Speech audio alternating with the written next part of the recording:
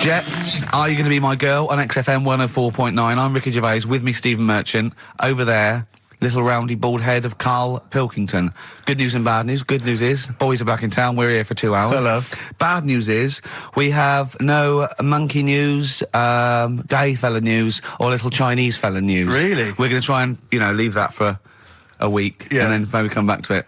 Yeah. Why do I get the feeling that within 20 minutes we'll be talking about little gay Chinese monkeys? Karl, think of that. We have got monkey news. Have Really? we? Oh, yeah. So we've already broken that promise. Oh, okay. I thought we were going to try and sort of talk about something else. I've just done Jonathan Ross show, and they don't talk about the same things every week. It's weird.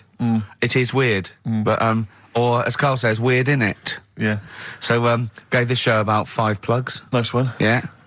So, I think we'll get upward of 800 people listening. Oh, double. For the first 2 minutes. Yeah. And then turning back. They're already switching over. I'd have thought so, yeah. I spoke to my friend yesterday. He's a little bit of an old fella, and he said that for his own amusement, he had an iPod in his car, and he bought a little sort of transmitter, and he could transmit the music from his iPod to sort of just beam it, kind of as he was driving along, to sort of passing cars. What do you mean? It's Make weird. their radio play it? Well, but if they had it in the right frequency, yeah.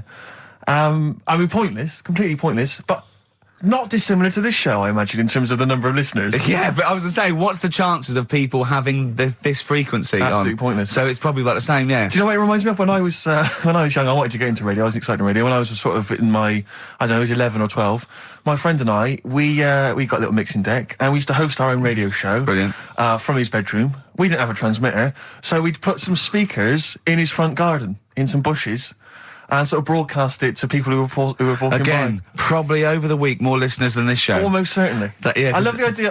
It never happened, but I always was hoping that maybe some girls would just come by and just like sit and listen. These guys are great. I don't know where these sounds are coming from. It seems to be that bush, but Or Noel Edmonds coming along going, who are these guys? yeah. Can you get on my breakfast show? Can they stand in for me when I go on holiday? Yeah. Yeah. I did, I did sort of pirate radio. No, go on. Got into hospital. Yeah. The normal radio, but you had an eye patch on. Go on. Dad was in hospital, right? And he was having some operation done, right? And went to see him and didn't have that much to say to him, right? So I was sat there. Well, it's awkward though, isn't it, when someone's ill? Yeah. Sure. And you don't know Boring, what to say. isn't it? Boring. So I was flicking around on that little radio thing they have. Yeah. And I heard, they had a radio station in the hospital. So I said, I'm going to go and join this. So I wandered off to go and find it. Yeah. Sort of joined that. Did a little show on there. Thought I can sort of get out to the masses here. My mate made a little transmitter. Did a little pirate radio show from the... got kicked out because they found out, and apparently I put the station at risk because all the stuff could have been taken off us. But from Little Acorn, 16 years later, he's on a show with less listeners. Yes. Brilliant. Can you imagine if you've gone into hospital, you're already pretty depressed, there's the fear of these super bugs in the hospital. Yeah. Maybe you've got some quite serious illness, you don't know if you're going to make it. His voice is what you hear to cheer you up. All right, weird, isn't it? I saw a programme about a parasite the other night. Yeah. Apparently, they get in through your eye and eat their way up through your genitals. Yeah. Anyway, You here's think you've got it Radiohead. bad? Yeah, exactly. Play a record, Karl. Stone Roses, yeah? Oh, Fool's Gold. Classic. Stone Roses, Fool's Gold. XFM, 104.9. Brilliant. Can't help but notice you've brought some sandwiches in, Rick. What's in them there? Cheese and onion. Cheese and onion? Yeah. Because I've never, ever seen you make sandwiches before. I've seen you take a piece of bread out of a loaf and sort of fold it in half. Crumbs everywhere. Well, Jane made that for me because I was in a bit of a hurry. I didn't think for a minute that you Why? made Because it them looks yourself. neat. Well, they're wrapped in the tin foil. A knife has been used. As opposed to chewing round the baguette. Exactly. Yeah, breaking it in half. Yeah. A la Albert Steptoe. Yeah. Yeah, brilliant. Yeah. Nice. It's great, but the onions are strong. Are they? Making my eyes water. Yeah. If I can't breathe on you, it'll cure any sort of skin disease you might have. Skin disease. We watched that, Karl, that Karl was raving about that thing about parasites, about worms coming out your brain and that. And I watched What is this? Is it a TV show? Yeah, called Body Snatchers. Right. And it was pretty fascinating. And, I mean, amazingly shot as well. I mean, it's got to win an award for photography. Yeah. And there was one bit that this little girl had been bitten by a mosquito and laid her eggs, and it went to the doctor. She had a lump on her neck, like a boil. And they pulled it out, and it was like a bullet, this maggot. And they put it down, and it was wriggling in her blood, right? But the hole left was sort of aesthetically pleasing. You know, like that feeling you get, like, I once had an ingrown hair, and I quite liked it when I pulled it out. And it's a perfect little hole. And I thought, I wouldn't mind having those as long as they sort of, like, healed over. What are you talking about? I don't know, it's weird, isn't it? But why would you want a hole in your body? No, it's got pulling something out, sort of like pulling something out of your body. It's I sort don't of know what you're cleansing, talking isn't it? No, but it's sort of like, I don't know what This is it. You watch one programme recommended to you by Karl, you've turned into Karl. You want a hole in your body? No, it was like, you know, like squeezing a really good sort of like spot. I mean, I haven't squeezed spots for ages, and I'd never had spots, but maybe that's it. I didn't have spots. Right. And I always thought that'd be nice, squeezing a spot. I don't know what you're talking about. Why I would don't these know. things be I don't know what I'm pleasurable? talking- Why would an ingrowing hair? That's Yeah, it was great good. fun. That was good, because I got it. It was like a little lump, and I pulled it, and then it pulled out, and it was like left a little... I know what you mean. Because yeah. I get thick hairs Yeah. and Yeah. like really... Oh, and when they come out, it's like a bit of wax. Yeah. Like putting out a little candle. And I that's- love that. What? Yeah. Because I've got not much hair on my head, No. right? It sort of grows thicker on my face. No, not true. Sure, but go on. Yeah. No, it does. Not true, baby. Go on. No evidence for that. Just made it up. So it grows sort of thicker on my neck and that, and now and again I'll see like something that's like a twig, right? It's really thick. Yeah, you feel it, and then you think, oh, I'm going to have that. And then you work at it, and then when you get hold of it, it's brilliant. It's like pulling out, it's fantastic. It's waxy and build up, and it pulls it out, and it stretches your skin, and it leaves a hole. I've just realised why we talk about Chinese people, monkeys and gays every week. Why? Because this is the sort of replacement. This is what we've got if we're not talking about them. But it was great as well. And there's this parasite, right, that lives in a fish, right? And what it does, it changes the fish's behaviour. Because to breed, it has to get its body temperature up, so it has to get into a bird. Right? What needs to get into the bird? The fish? Parasite to The complete parasite its needs to life get into a cycle, bird, yeah. right. So it changes the behaviour of the stickleback, and it makes the stickleback sort of suicidal. So the stickleback doesn't flee when it sees a heron; it gets caught. Right. Because this stickleback has changed its behaviour. Carl didn't quite understand this. I Did still you? don't really get it. I watched it and you see like the fat fish and that, and you go, oh, it's not well. But I don't understand. Well, all it does is it has to get into a bird because it has to breed. To lay its eggs, it has to have a raise of body temperature. So the fish is cold-blooded, so it has to get into a bird which is warm-blooded. There's lots of things. There's certain things at Yeah, that but level. why is it doing that? Because it needs the temperature. It needs the heat energy for its reaction. Just like, for example, that's why your balls are on the outside. Because the cells have to be a certain temperature to survive. I don't know if it's the sperm or Sertoli cells, but they have to be a couple of degrees below body temperature. Otherwise, they'd be in a nice cage and we wouldn't get kicked in the nads. What do you mean? That's why your testicles are on the outside of your body. They have to be a couple of degrees below body temperature. Yeah, but that isn't why they're there. You see, this is like the chat we had last week about the giraffe having a long neck. What do you mean? They're there because that's where they happen to be. They didn't go, right. Well, that's what evolution is. It's a selection process. It's not a will. The balls didn't say, look, I'm too hot, let's get us outside, let's get outside of here. All right, hang on a minute then. What? So a little man monkey, right? Theirs are in the same place as ours. Yeah. But they're walking around naked, so it could be anywhere. They could be like on the back. It doesn't matter where they are. They call it, well, they could be on the back, yeah. So why aren't they? This is a completely different... Steve! You started it.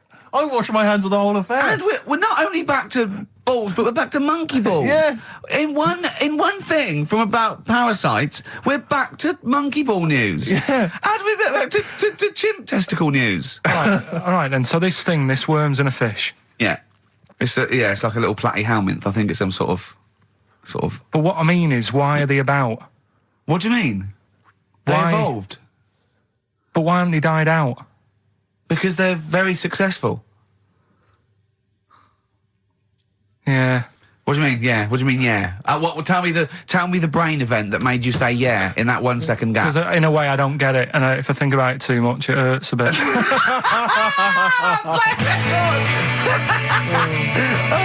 They've just been around for years, Carl. Yeah. Like Cliff Richard or something like that.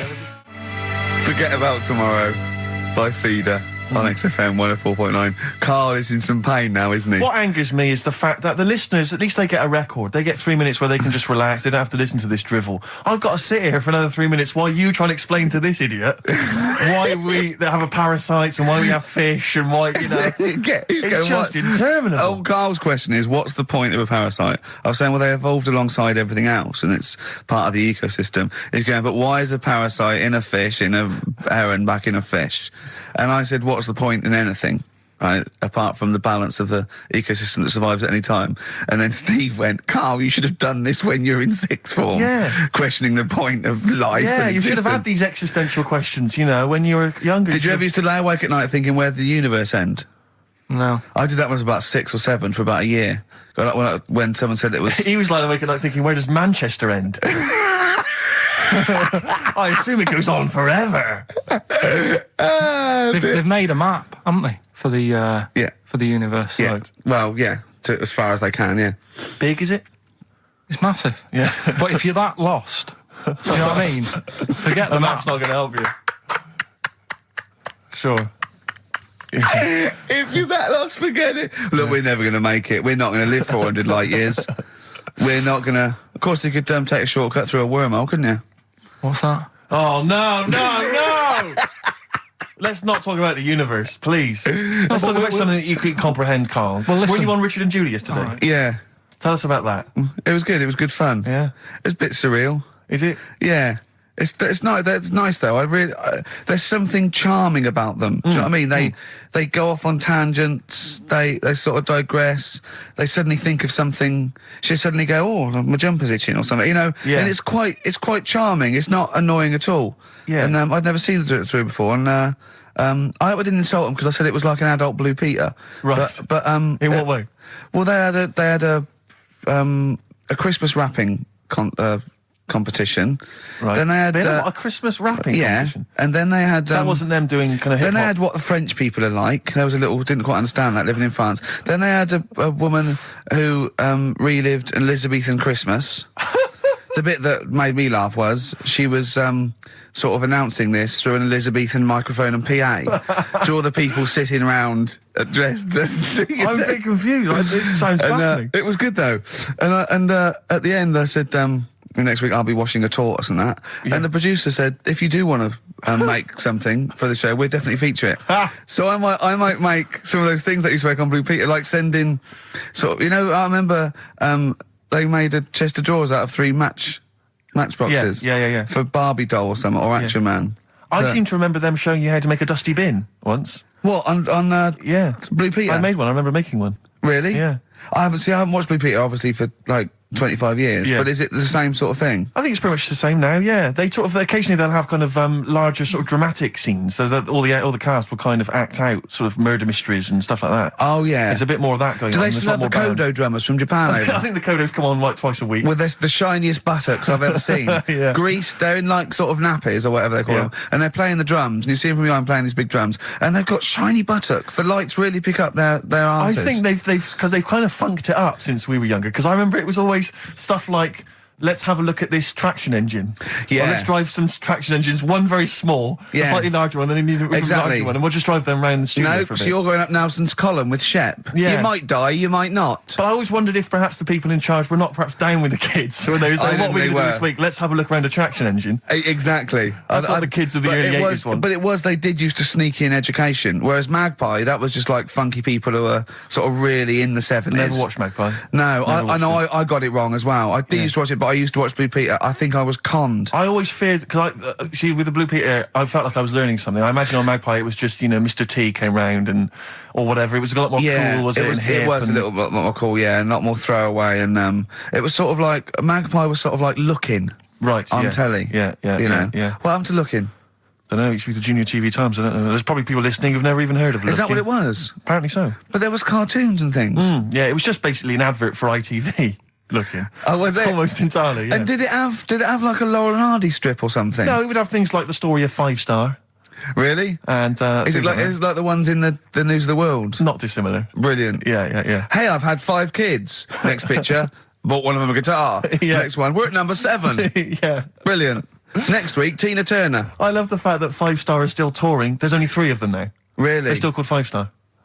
Really? Yeah, I thought there was 4 Boney M's at one point. Tribute acts, that each one of them had a... And then there was a 5th, who was someone who wasn't the original member of one of the Boney M's, who set up a splinter group. It was ridiculous. Yeah. I don't know how many there are now. I was thinking what we should do on this show as well is have a doctor. Right, Just sitting in the you're corner. worried about your health? No, just so when Carl says, why are your bollocks there? The doctor can now go, well, let's ask doctor. Right. And he goes, they're there because I don't know. And we need a vet Dr. as well. Fox available? we need a doctor, probably a vet, some sort of vet, or a naturalist would be good. And what else? Oh, and a physicist or something, or an astronomer. Mm-hmm. What do you think, Carl? I'd love that. Would you really? Yeah. Is there any doctors listening? Of course there are, as if a doctor would listen to this. If you are a doctor, I want a qualified doctor. I don't mean someone who's in their second year at medical school. We're not interested in that. Right? A qualified doctor, a GP, or any specialist, and you maybe want to contribute regularly, give us a call. Yeah. We'll even give you a special phone line and stuff. Yeah. Not for now, though. We're going to get a lot of mentalists, aren't we? I would adopt a nom de plume, an alternative, identity, because your patients are going to flee if they find out you listen to this. Exactly. Tribe. What's the phone number, Carl? Well, they might as well just email in with the number, mightn't they? That's because you don't like answering the phone. No, I just think it's a better way of doing it. Okay. How can they prove they are a doctor? Just, Go on, Carl. something to do with, Go on. Go on. Something to do with... What thing could they say that we'd say, well, he's definitely a doctor, or we wouldn't know that? Think of something. well, I'm not a doctor, so... We're on the radio, Carl. No, when we I know. ask you a question, you've got to speak. I know, I'm just thinking, I don't know how you'd know, because you never ask them, do you? If you need their help, you don't think of going, no, before you do this, do you know what you're doing? but saying that, right? Go on. Go on. Talking about this the other day. Yeah. What was it now? Listen, a fella... Play a No, listen. record. Do you want, let's just, all right, All right, no, go on. All right, he's got it now. Go on. This fella goes to the doctors, Yeah. right? Oh, right, okay. Right, if this is in any way apocryphal, stupid, illogical, impossible, right, you are never, ever speaking again on radio. So make sure this is at least possible. I'll tell you what, I'll even give you improbable but possible. So if there's anything that breaks the laws of the universe or logic, okay, that's all you have to avoid. On you go. Right, so this fella, right, he goes to the doctors because he's got earache. Right, okay, if a chimp's living in his brain... Go on. So he's got earache, he's sat in the waiting room and his ear's all bunged up and it's hurting a lot and what have you. So the doctor comes out and he goes, right? And because his ear's all bunged up, he doesn't hear it that well, right? So he thinks it must have been me, right? So he wanders in. Keep going. Anyway... I'm going to hate this. I can just feel it in my bones. Steve, I'm going to let you take over. Okay, Let's hear it. Come So on. the doctor says, sit yourself down there, right? So he sits himself down, he goes, right, take your pants off, right? So he's thinking, that's a bit odd. Anyway, he heard that, though. he apparently he took his tackle off. The doctor, did some operation. What, there in the waiting room? No, in his office. In his office, yeah. What? Wait, so he removed what? His genitals? Yeah. In his office? Why, Carl? Because he hadn't called him in. Oh, he'd called in a bloke who wanted his testicles taken off, and he didn't hear it. What? So the doctor went out and said, Mr. Jones, who's here to whip off your cock and balls, just here and now, right?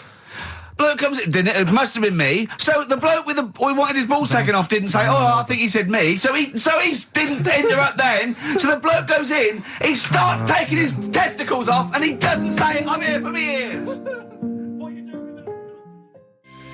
It's a new single from Snow Patrol and Run. That's brilliant, isn't it? Good stuff. On XFM 104.9. Rick, Go on. I'm about to say 3 little words to you that I've never said to anyone before. Go on.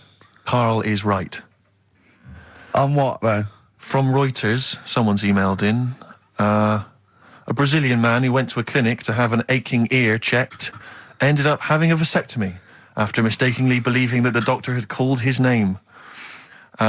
He had gone in there, entered the vasectomy room when he was called. He was called by the full name and yet thought it was him. But the strangest thing is that he asked no questions when the doctor started preparations in the area which had so little to do with his ear. He later explained that he thought it was an ear inflammation that had got down to his testicles. And the fellas came off. Extraordinary. Right. I'm stunned. Amazing, isn't it? But there's lots of things that keep coming true with Karl's nonsense. There's a programme on next week. The boy who gave birth to his twin. Oh. And he's there. He's like pregnant with this thing. You know? How long ago did we do that? Yeah, you discussed that years ago. When I talked about it, it was a baby who had a baby. Now it's a boy who's like a grown man and that. It's took them ages to sort that out. I did it in one link one Saturday with the full story. Right? Keeps happening. We've done like Donald McIntyre's thing, right? He's been ripping us off. I did Cheap as Chimps. Yeah. He's been doing it. No, he hasn't. He has. He's done some programme about how much it costs to get a monkey and that. Right.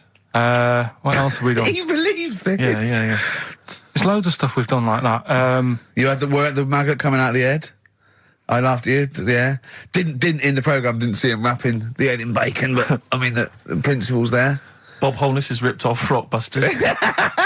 Yeah, and he ripped you off years ago. Yeah. He's been ripping you off for years, which is even more annoying. Yeah. So, yeah. Interesting. Yesterday, you know, Rich and Judy gave you the tea picked by monkeys. Yeah.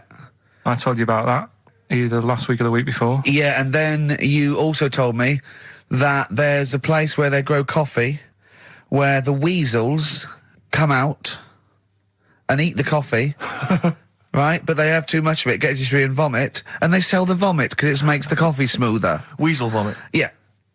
Absolute shies. It's not. Right. When you say it like that, it sounds ridiculous. Yeah. Whereas the way you'd say it. Yeah. No, Why do they keep taking the coffee? Probably addicted you get to it. addicted to it, don't you? Caffeine and that. Yeah. Why do they stick it up then? Do they have too much? Because they're tired, they can't sleep. They sort of... So they get ill, it eventually wears them down, they're sick, and then they sell it. I showed those there's people send monkey news all the time for Karl, and I showed him one earlier which said there's a new monkey hospital that's been opened. Yeah. Karl, now, that's for the treatment of monkeys, right? But he immediately thought it was run by monkeys in white coat. Did he really? Yes, and he was disappointed because it wasn't. He was assuming there'd be little janitors, is that what you said? Yeah, little janitors mopping up. Carl! Little chimps with the ECG machines, or whatever they're called. Yeah, exactly. Brilliant. He was almost angry. Yeah. Disappointed with it. And what's this about Donna Air giving her baby to a gorilla for a week? It happened. No, it didn't happen. She had a baby, they went on the honeymoon, they left it to a little gorilla to look after. Don't talk! Absolutely, don't talk! Oh, God! Again, there's people online now, so they can have a look at Anna Nova. Do you want to give some stuff away? Do some... He believes it, and that's it. But the more these things sort of like pop up, come true, the more worrying it is. The more worrying it is for everyone. Imagine if Donna Air had left her baby to a gorilla. It's libelous. You saying that? It's libelous. It's not... Well, someone will send it in a bit, and then you'll feel daft again. So I'm not even worrying about it. Okay. Right, you've got some rubbish to give away, did you say? Yeah, we've got some stuff to give away, DVDs, stuff like that. Well, let's play a record, let's do the Any competition VHSs? afterwards. Any films on VHS? Yeah, a couple of them in there. For $4.99? Yeah. Supergrass. Yeah, excellent. What is the competition, incidentally? Doing songs of phrase. No. Oh, Supergrass, late in the day on XFM 104.9. There's too much to get through here, Rick. Go on. There's too many things. We've got to systematically... Am I going to eat my words? Well, before that, you know, we get emails all the time. They're coming through all the way through the show. And I open them, and a lot of them, because everyone's contributing, it's brilliant, but we can't really absorb everything. There's too much coming through. So I tend to open them quickly. I have a look, see if there's anything we can sort of make sense of, and close them again. Sometimes Karl looks at the emails as I'm opening them. One opened just a minute ago. You saw his face? His face, yeah, what was it? His face was just stunned. He was just absolutely dumbfounded. It was like he'd just seen something extraordinary, right? And you closed it quickly. I did close it quickly. I'll tell you why, right? Always got to bear in mind how Karl's mind works. All he saw was the name of the band that this email was promoting. So all he saw, all Karl saw, and you can imagine how excited he was all he saw was Half Man, Half Biscuit.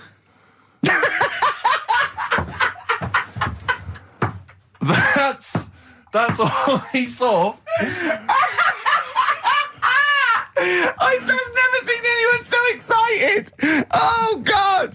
It was actually just plugging the popular joke novelty band. How you heard of them, then? No. Imagine how excited he was. That is fantastic. Man, half biscuit. Brilliant. Mr. Garibaldi. Oh, half man, half biscuit. That is genius. Oh, amazing. I just saw it, and when you closed it again... Yeah, but the thing is, if he hadn't have told you that, and he'd have erased it, next week you were saying about what they've done in scientists, they've cloned a man with a biscuit. He's got currants for eyes. Never go swimming. What? Never go swimming. Anyway, just to... I don't know what the world's coming to, but someone sent us a link to one of the web news pages. Go on. The headline, Donna Air to hand her baby over to a gorilla. Well, it's not. It's not going to be what he thinks. Listen, Donna Air and her zoo owner boyfriend, Damien Aspinall, intend to place their baby daughter in the care of a gorilla. The couple plan to put Freya, who was born in September, in the gorilla enclosure at the zoo near Canterbury. They will then let her be carried off by the female of the group. Neither parent has any qualms about letting their daughter be taken off, despite 5 keepers being killed by animals at Howlett's and his sister's park since 1980. I don't understand. What do you mean? Well, that's it. That's the news. It's a newborn baby, and they're going to put it in a gorilla. But I mean, well, he said, "Why would I not trust them? I know them. I grew up with them. They're my friends." yeah, but I'm not saying that they're aggressive, but it might roll over on it or something. I don't know. Take it up with with them. I mean, Donna Air's not the brightest spark in the box. No, but I it don't would seem think her husband is. I don't think that she'd endanger. I mean, they must know something we don't. I still can't believe they're just going to leave the gorilla with it. Mm. Why would you though? But why would you? Even if it says, well, it's Cheaper than a babysitter? Well, I don't know. Well, how cheap is a gorilla babysitter? Carl knows, because there's probably some sort of organisation. Right, are we... Competition then, come on then, what is it? Oh. Songs of Phrase. Remind us of this? We've got the film one coming up later as well. Oh. But Songs of Phrase is the one where I take a popular phrase from the show. Well, no, it's not a popular phrase from the show. It's sometimes something you said once. Oh. There's this airy Chinese kid. Yeah. And I get all different bits of songs, so, I make up that sentence, and you have to email in with the artists that you hear. Well, what's the popular phrase then? What's this popular phrase that's sweeping the nation? It's what we talked about last week. Go on. My girlfriend had a problem with a marrow. Right. Yeah. All right. Okay. She wasn't your girlfriend? Oh, yeah, but I couldn't find sort of No, okay. blind date or whatever. Mm-hmm. So seven artists it's taken to make up this Me Songs of Phrase. girlfriend had a problem with her marrow. Well, that's at least 8, so... Well, maybe I not. think I've managed it in 7. Anyway, here we go. Oh, What the artists? We're looking at the names of the artists. Yeah, Get what- a pen and paper and make a note. What artists are you hearing here?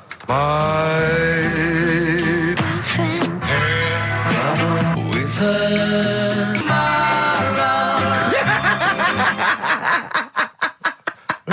Very good. Oh, okay. All right, What's so, more? So, what are the artists?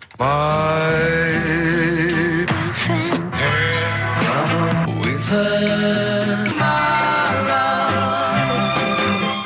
Very My girlfriend had a problem with her marrow. We want the names of the artists. What can we win, Carl? Just can I just recap that story? Girl can't run a blind date. But when he found out that this girl had some sort of bone marrow problem, he said he didn't want to see her anymore. What's the point in getting to know someone that's going to die?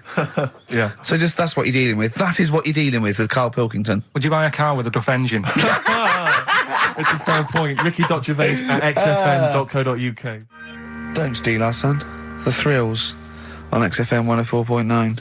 I'm Ricky Gervais, with me Steve Merchant. Over there, Karl Pilkington, the man who believes anything. I think it might be a condition due to his little round head. Mm-hmm. It's sort of like, it might be a new condition that we can call cranial spherity.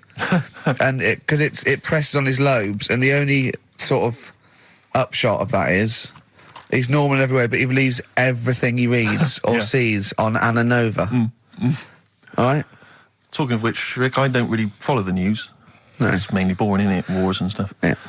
But I don't know. Well, yeah. Well, it is a war. It's all this nonsense before and after. When it's a war, It's, you know, it's in the middle of the war. You can watch it on telly. True. You get results. True, You know what I mean? Like, do you know what I mean? Yeah. Like a test match or something.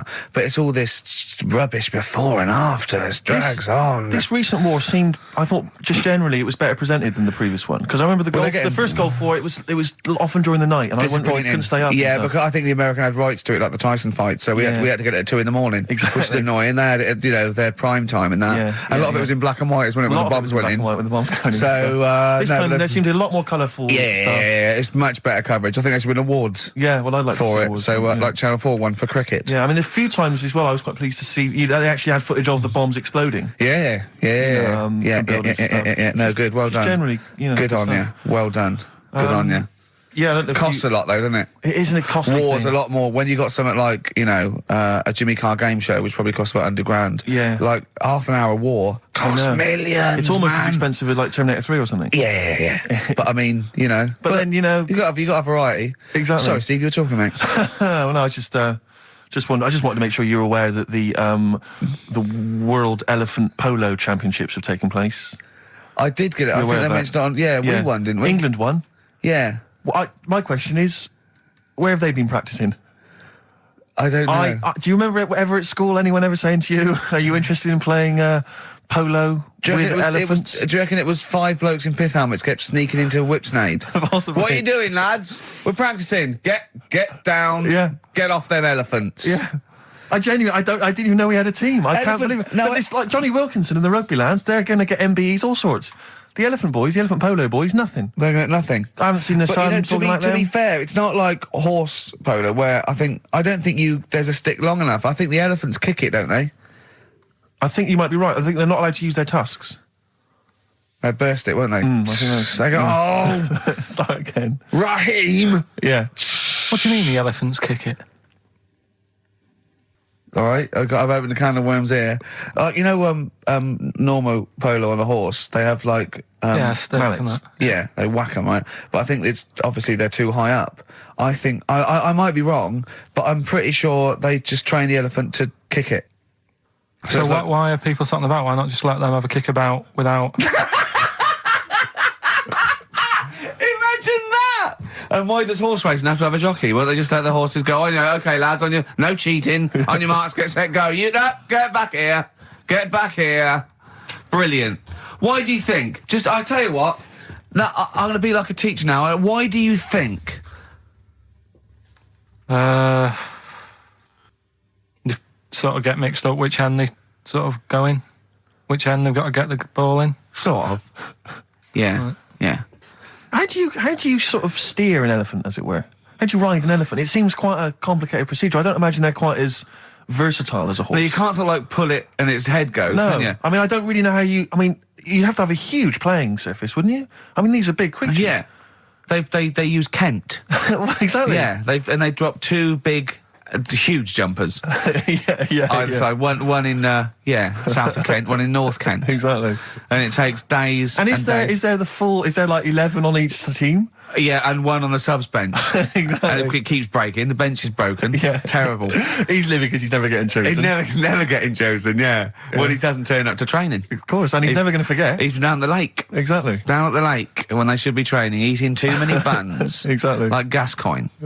Right, Carl, come on then.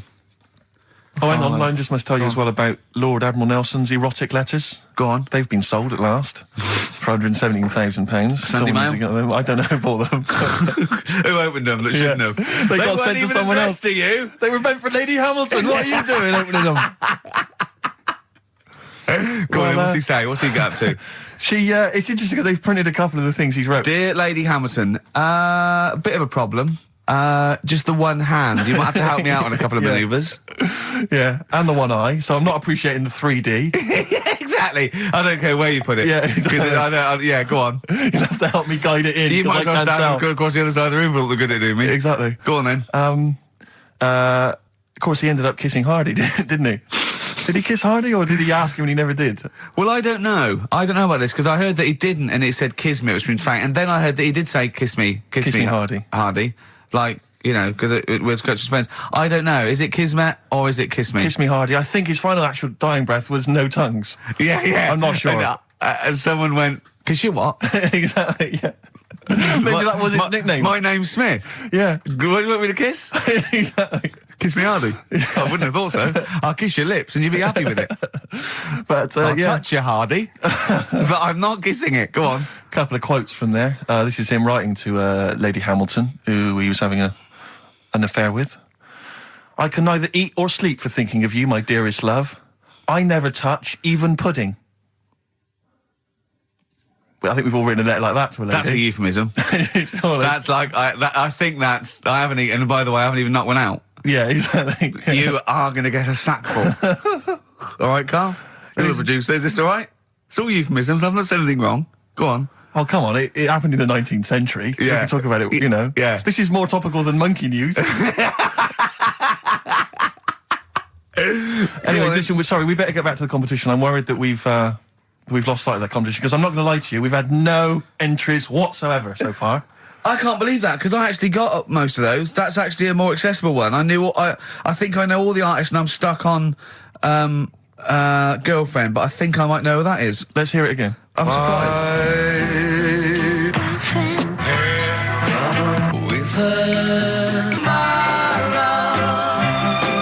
No, I think that's a pretty accessible one. An eh? accessible quiz? Yeah, so no one's... Is the email up or no one's listening? No, well, I think there's a little bit of that. But I think we've accidentally closed down the texting. Oh. So if you're texting in, This don't is bother with that. rubbish. It really is awful, isn't it? Yeah.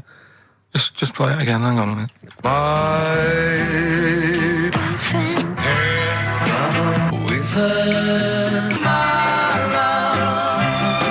I'll tell you what it was. We didn't give out the prizes. We didn't say what the prizes were going to be. That's the reason. Yeah, I think the emails are going to go mental When they find out it's the first series of Open All Hours on VHS, they'll be Yeah. flooding in.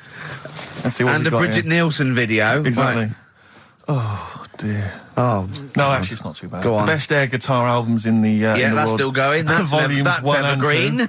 That'll keep running and running. Some kind of anniversary box set of a Doctor Who episode with a small New model one car. wants that, baby. I'm Alan Partridge Series 2, that's Yeah. worth having, obviously, and Yeah. Porridge Series 3. Okay, If good. you've not watched all of them on UK Gold, then get them on DVD. There's something wrong with you. All right. So, yeah, let's hear it again. All right.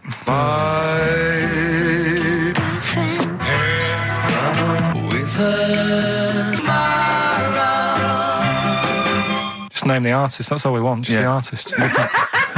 Ricky.Gervais at xfm.co.uk. Play record. Right, Adams. Yeah. Yeah. Oh, this is absolutely fantastic. His version of Wonderwall. If you've not heard it Beautiful. yet, you'll be loving it. You'll be loving this. Wonderwall, as performed by Ryan Adams. It takes your breath away. It's so good, doesn't it? Brilliant. Is that off the album? Well, it's which album do you mean, Rick? There's so many at the moment. What's the one? The next track on one album? The track after this on one album? Well, you're thinking of this album, Love Is Hell. Yeah. Part 1. Can we play the track after that? We could possibly do that. And Shadowlands. that's how it's amazing. A bit later on. Yeah, there's various albums out at the moment, but Rock and Roll is the big rock, 80s style rock album. It's all right, it's not great, but this is much better. Go for this one. Yeah, it's not as Love good Is as Hell. not as good as adverts though. Do you know, I love it. Oh. Radiohead, Fake Plastic Trees on XFM 104.9. Mm-hmm. Someone just emailed in and said, just want to know what you think of that cover of Wonderwall. We told you. We said it was great. Yeah. Listen, But they must have been listening to hear, the song. yeah. Extraordinary. Although maybe they just turn off, When we start talking. Yeah. That would make sense. that would make sense. I mean, it makes sense in a sort of preserving of sanity type way as well. Objectively, Rick, if you were listening at home, if you didn't know us and you were listening to the show, would you listen to it? Would you bother? I know that's a hard thing to get your head round. It's difficult to say, Theoretically. isn't it? I've no idea. I've no idea what people coming to this for the first time think. I mean- I love you like a brother, but I get sick of you. Yeah. I mean, I get sick of me. Yeah. Sometimes I go up and It's weird you should say that, because someone's emailed in. Yeah.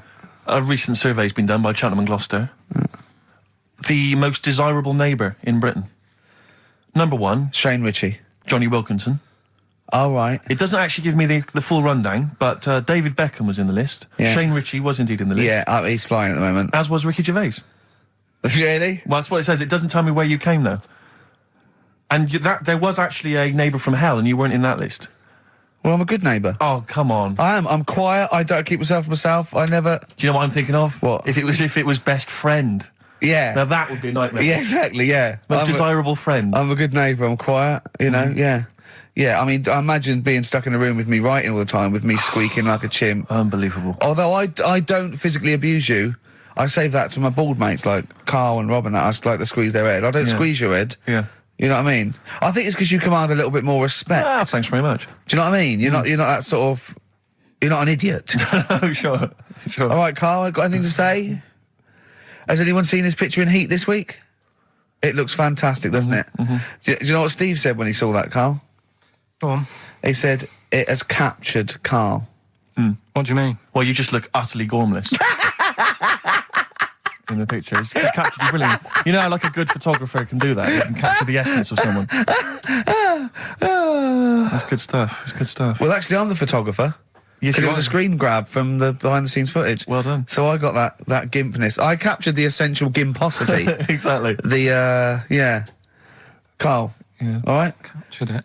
Yeah, well, I did a little article for Time Out, and I think Boyd from Heat has sent over that screen grab to them, so he might be in Time Out. I'm going to try and get him in every publication. Yeah. For 1 year. It's like Well, you've managed it in the last 2 weeks. Exactly, yeah. It's like a Dave Gorman project. Are you Karl Pilkington? Yes. Let's do that, shall we? If anyone's got a publication, it doesn't matter how little, just take it from Heat. That's mine, so you're welcome to it. Just try and just put his picture in anything. Next to round things is best, isn't it? That'd be good. You all right, Carl, with that? Yeah. All right, then, good. What have you got for us, Carl? News headlines? There hasn't sort of been that much going on. Sure. Sort of headline-wise, you know. I look Sure. No, because I look for good headlines and that, don't I? That sort of get you interested, like the... Well, then when you're interested, you don't read on. No, I did. Okay, go on. Like the one, do you know the one I read out a couple of weeks ago? That was man lives in dump for 10 years. Right? I remember the Chinese woman eats dirt. Yeah, well... That was a cracker. Man lives in dump for 10 years. I read on with that one yesterday. Yeah. I found it in my bag because I took it on, so I thought I'll read that when I get a minute. Yeah. Right? News. Imagine that. News. I might read last Thursday's Sun. Yeah. Just to catch up. Do you know how he got caught? What do you mean how he got caught? He lived He was living in a rubbish dump. Well, what's he up with lived that? in a rubbish dump. What's No good? one knew he was there, right? Yeah. He was living off food that had been chucked away. He said a lot of people chuck away stuff that isn't off, so you can survive on that. He had a nice little place to sleep and that, on an old mattress, that was all right and stuff. Got away with it for 10 years until he decided to celebrate bonfire night with some fireworks. Can you believe that? Well, he's happy that the gunpowder plot was foiled and the Guy Fawkes was beheaded, Anyway. thus saving our system of government. There's got to be a couple of news headlines, surely. Hold on, wait a minute. Bong. Pierced penis man off the hook. Bong. Man changed his name to Bubba Bubba Bubba Bubba. Bong. Dwarf to live in a glass box. Dwarf to live in a glass box. Yeah, it's meant to be art or something. It's not though, is it? What?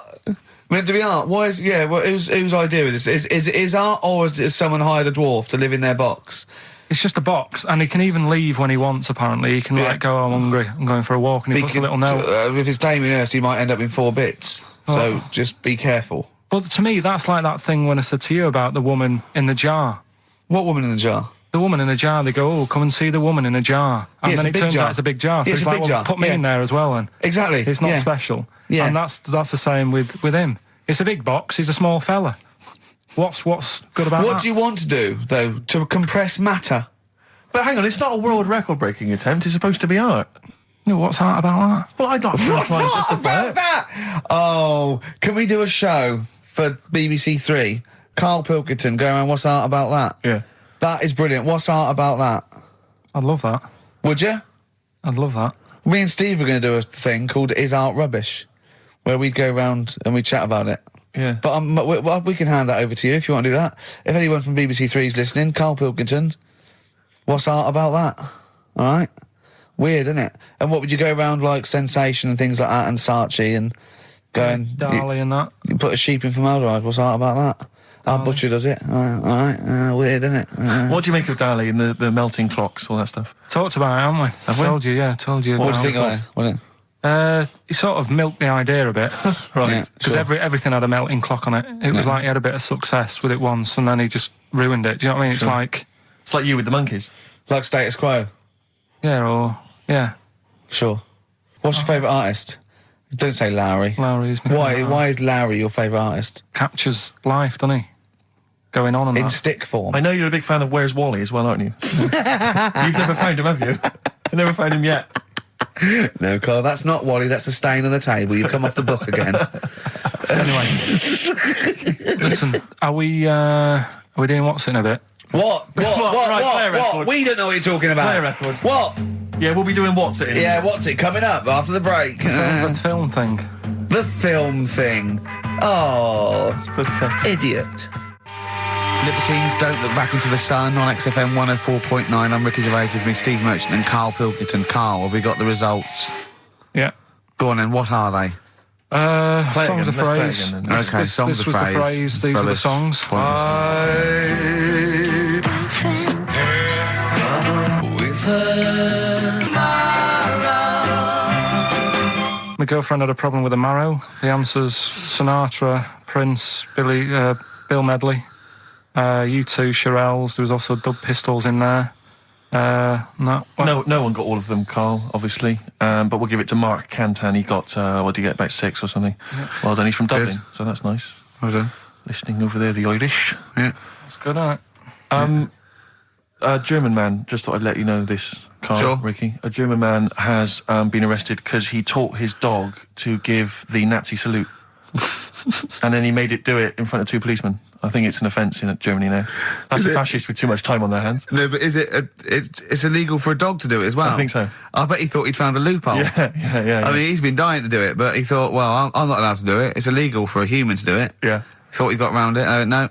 For a while, it just kept doing the Basil Fawlty funny walk. And he's going, no, No, you're don't undermining do that. it. Don't do the legs as well. But the reason I mentioned it is because he's German. And what were you telling me earlier about? Carl was whittering on about the Germans earlier. He was saying something about the accent. It's fine with blokes, but not with women. You wouldn't want to go out with a German woman because of the accent. I just think it's a bit manly, isn't it? Sure. Is it? Yeah, it sounds a bit hard. I can't imagine having a nice sort of romantic chat with someone. Well, it's not a romantic language, no. It's quite harsh, yeah, but that's our... No, but what I mean is, right, I can't speak any other languages apart from this one. Well... Right. You're yeah, go struggling on. with this one. Yeah. And what I mean is, Whereas you really do speak the language of love, all right? if There's I- some condoms, where's me tea? Yeah.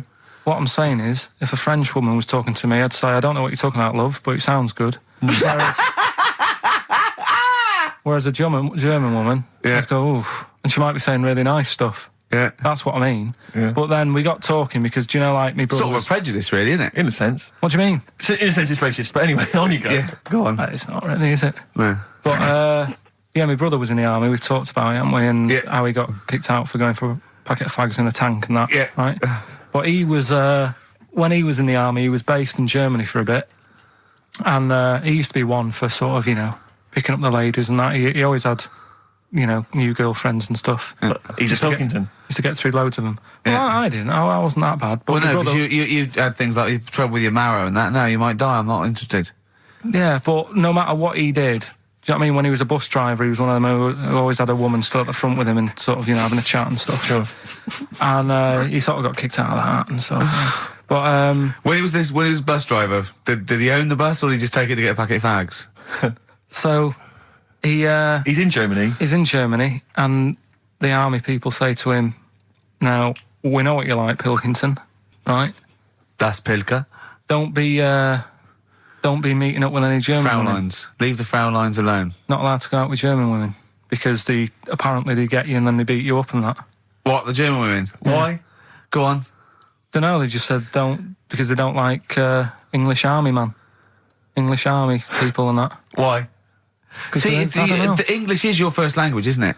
Are you speaking German now? Or? I can't tell.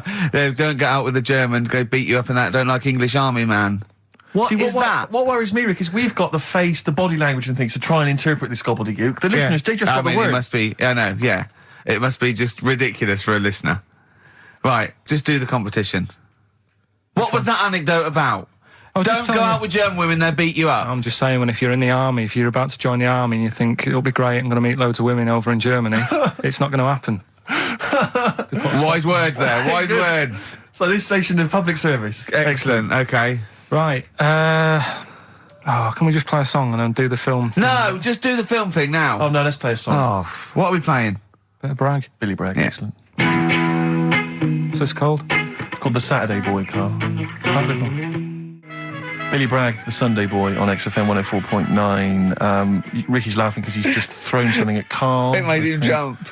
Yeah, that's worked well. Here are the prizes for the film quiz thing, which I think is what it's called. Brilliant. People will be loving this. It's Trance Anthems, Brilliant. 2003. We know we got a lot of trance fans listening. The best air guitar album, obviously. Yeah, of course, yeah. The best club anthems. Yeah. Series 1 of Happiness by Paul Whitehouse. The very best of Father Ted on DVD. We've got Teachers. We've got Knowing Me, Knowing You. Not too bad. Yeah, a few bundles there. Good stuff. Christmas gifts and things like that. So That Knowing Me, Knowing You, I've noticed on VHS, which is good. Yeah. That's quite quaint. Excellent. Brilliant. All right. Yeah, so explain the conceit of this? It's when, we sort of dig out a film that I've been in. Mm-hmm. And this is... I don't know if I'll tell you what film is, because that might be the question thinking about it. Because there isn't that much going on in the clip. I think we need to know what the film is. Do you? Yeah. All right, it's Rain Man. Okay. Why is he called Rain Man? Is that going to be the question? Yeah, I know the answer, Carl. Don't worry. Don't look at me like that. I do. Oh, well done. Yeah, you watched the film. Yeah, you should. Right, so it's you, Carl, in the film Rain Man. Yeah, it's the bit when Tom Cruise is in the doctors with the ill man. All right. There we go. You ready? Well, I'm not a psychiatrist, but I do know that his brain doesn't work like other people. Oi, I am sat here. Don't go talking about me like I'm some sort of div kid. Got a good brain. Works well. It stores all sorts of information and stuff, doesn't it, Tom?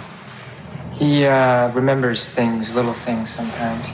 Well, don't say like that, little things, as if it's stuff that isn't important. Are you good with numbers? The doctor's asking you a question. Yeah, no, I'm just thinking. Good with numbers. It depends. Not that good at maths, but I remember facts that have got numbers in them. Like I know that one person in 2 billion will live to be 116 or over. Right? Weird thing is a lot of them are Chinese, so, sort of makes you wonder if they're lying. I'm afraid I don't understand what you're talking about. What do you mean you don't understand? It's not... All right, here's an easier one for you then. Goldfish have better memories than people think. He's right. He's right? Yeah. See? There you go. Goldfish related. Oldest goldfish in the world was 41. No. Yeah. Funny thing is there, if it was a goldfish with a dodgy memory, could have been older. Could have been, pushing 45. So. That's amazing. That is amazing. He should work for NASA or something like that. Well, don't go that far. They're the sort of things that I like reading about. I've got that big book there. It's full of Did you read all this? Yeah, don't... You read all these stories that are in this book. Don't bother touching Maybe it. you better put it back. Give it back. Go. Okay, no, Ray, take it easy. I'm not gonna... I won't touch anything else, Ray. Come out. It's okay, Ray. It's okay. Come on. Can I ask you something else, Raymond? No. Well, you've annoyed me now. You've kept coming here saying I'm daft and that and messing with my book. Just go, will you? Excuse me. Were they messing with your big book of freaky facts? Yeah, that's out of order. Good. Right. So what's the question? Why is he called Rain Man? Yeah? Yeah? Everyone happy with that question? Yeah? Yeah. Okay, Ricky.Gervais at xfm.co.uk. Why is he called Rain Man? Right? Yeah. XFM. Bad Day, REM, XFM 104.9. That's nearly it, isn't it? It's almost it. Got through another one. Got through another one seamlessly. The film Brilliant. quiz, obviously, we had just moments ago. It was Karl featured in Rain Man. The question was, why is he and the film called Rain Man? The answer, Ricky, was... Well, Tom Cruise's character, when he was little, couldn't say Raymond, and he used to call him Rain Man. Okay. Plenty of right answers, but we're going to give it to John Steele, who, interestingly, is from West Yorkshire. He's listening. Yeah, that is, So they're that is interesting. It is, Yeah. So that's pretty much that. Is there time for Monkey News? I think we've got to have Monkey News. Let's And play then that second track from the Ryan Adams Let's album play the was- jingle, though, if we can. Oh, chimpanzee, that Monkey News, Right. Now, it was back in the 1980s. Right. So it is quite topical then. Okay. When did this happen then? 1980s? Yeah. Yeah. It's about a Colombian F1 sort of, Formula One driver. Yeah. Apparently these races were going on, right? And someone kept winning them. Right, okay, forget it. No, don't do it. It's because it's rubbish. Because it's rubbish. Right, so someone kept winning the races. So this human that kept winning the races. So this human being that kept winning the races, Karl, what was his name? His name it's Jimmy something. Yeah. How tall was he? Just out of interest. No, let's hear the story. Let's hear the story. Was he about 4 foot You 8? might find out if I tell you the story. Right? Go on. So anyway, he kept winning and everyone was like, oh, he's brilliant, this guy, who is he, and all that. Yeah. But his gimmick, right? Was never showing his body or face? That's right. Never You're took his joking. helmet off. You're an idiot.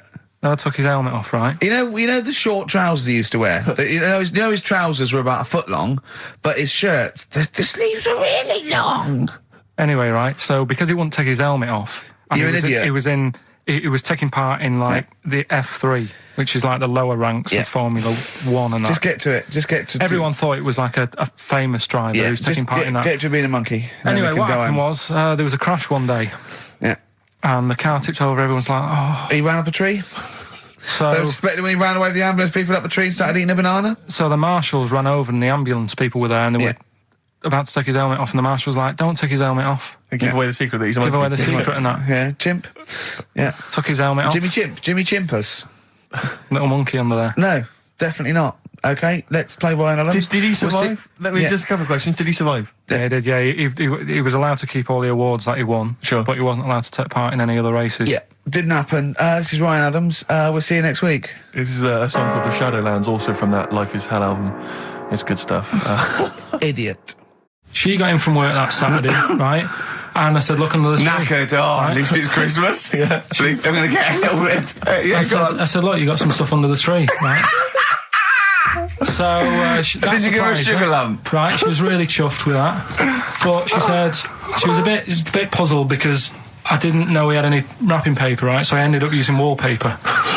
You didn't take it off the wall, though. You had No, it was some left over, right? So she said, why have you used wallpaper? I said, well, I didn't have any paper and you were getting in a bit and I wanted you to have a surprise.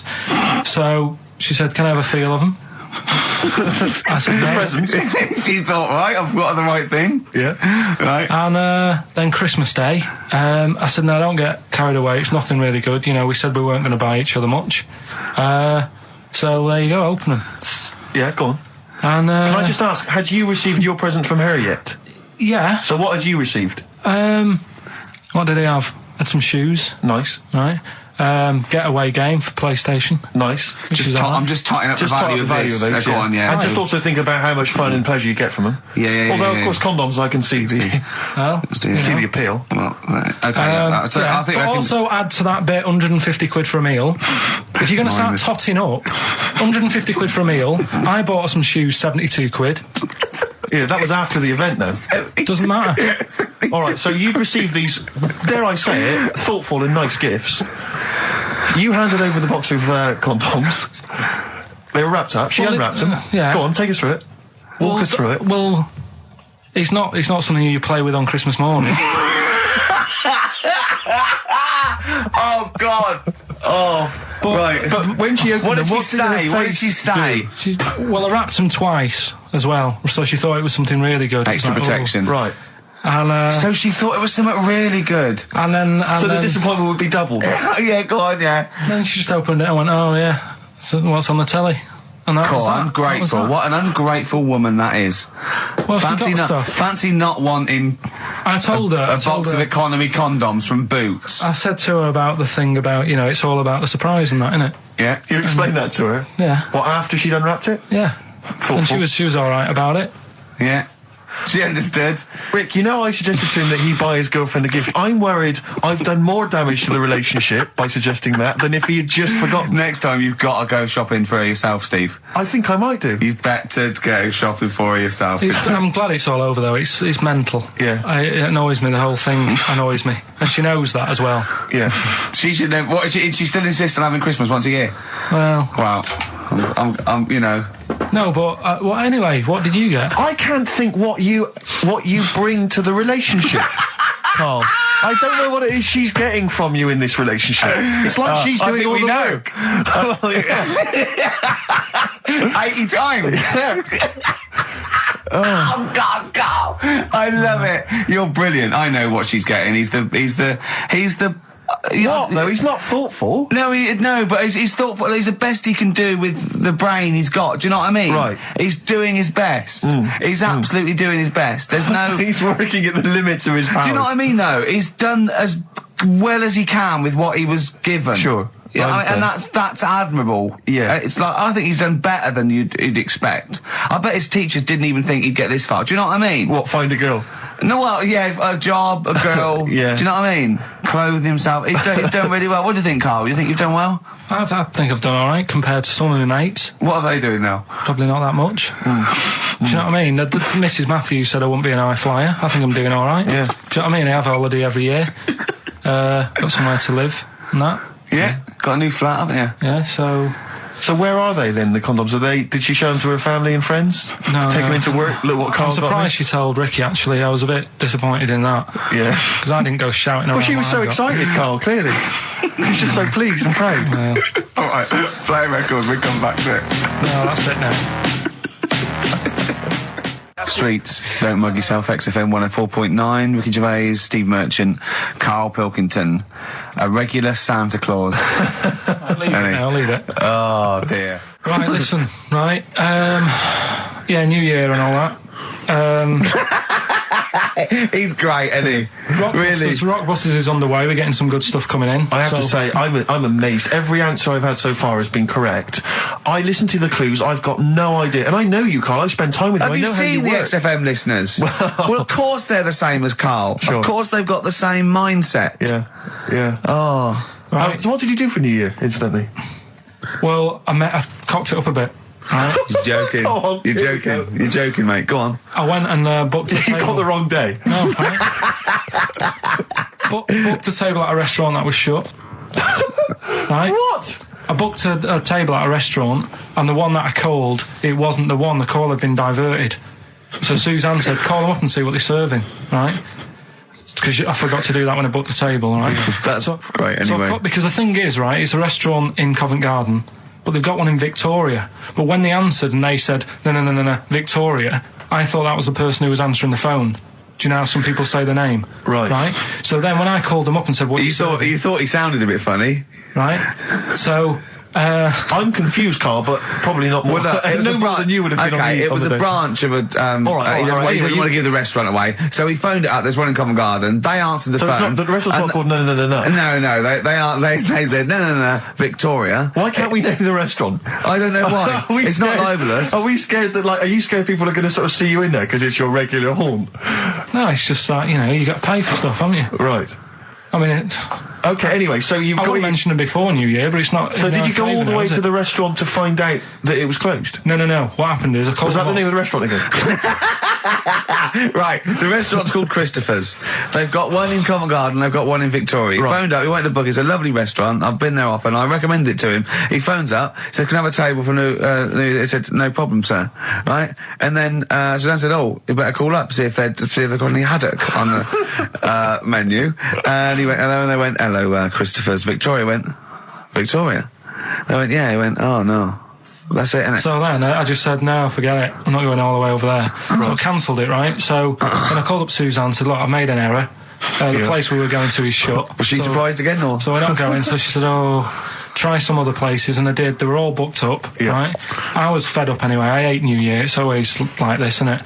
So I said, look. You know the common factor in all these stories? You hate Christmas, you hate birthdays, you hate New Year. It is you. Right. Yeah. So I said, I'll sort something out. Yeah. So I went to Tesco. Leave it with me. Went to Tesco's, boots were shut. Got a lovely plate of condoms. Did you just stay in and play with her Christmas gift? Blowing them up. I've done some balloons. Well, it was. I think we did stay in. And I watched that thing that, 100 Greatest Moments, which was annoying me. Did you see, there was a nudist on it? You know how I feel about them. Yeah. Right? Did you see him? Man with two knobs. There was a man with two knobs on it, and a nudist who just like wanders about the house. But it said, and when he visits people, I was thinking, who lets him visit? I go, Exactly, yeah. But he must go there with trousers on and go, hello, lovely to see you. Go, just pop all these off. Well, not really, no. And I tell you what annoyed me the most, they had a white sofa. If you were a nudist, you'd get a darker one. Right? So anyway, right, so we ended up watching that. That annoyed me. And then I was tired by about 11, and I said, let's go to bed. And she said, you can't. And that annoys me, the fact that because it's New Year, you got to stay up. And it's like, well, why? Can't we just... They should bring it forward, so in case you want to quarter to 10. Well, you stay up, and it's like my eyes were dead heavy, and I was like, I want to go to sleep. So just stay up, and then it's midnight, and you go Happy New Year, then you go to bed. Yeah. Well, not everyone, Carl. Some people have a little party. So it's over with anyway. Yeah. Sorry, are you 86 years old?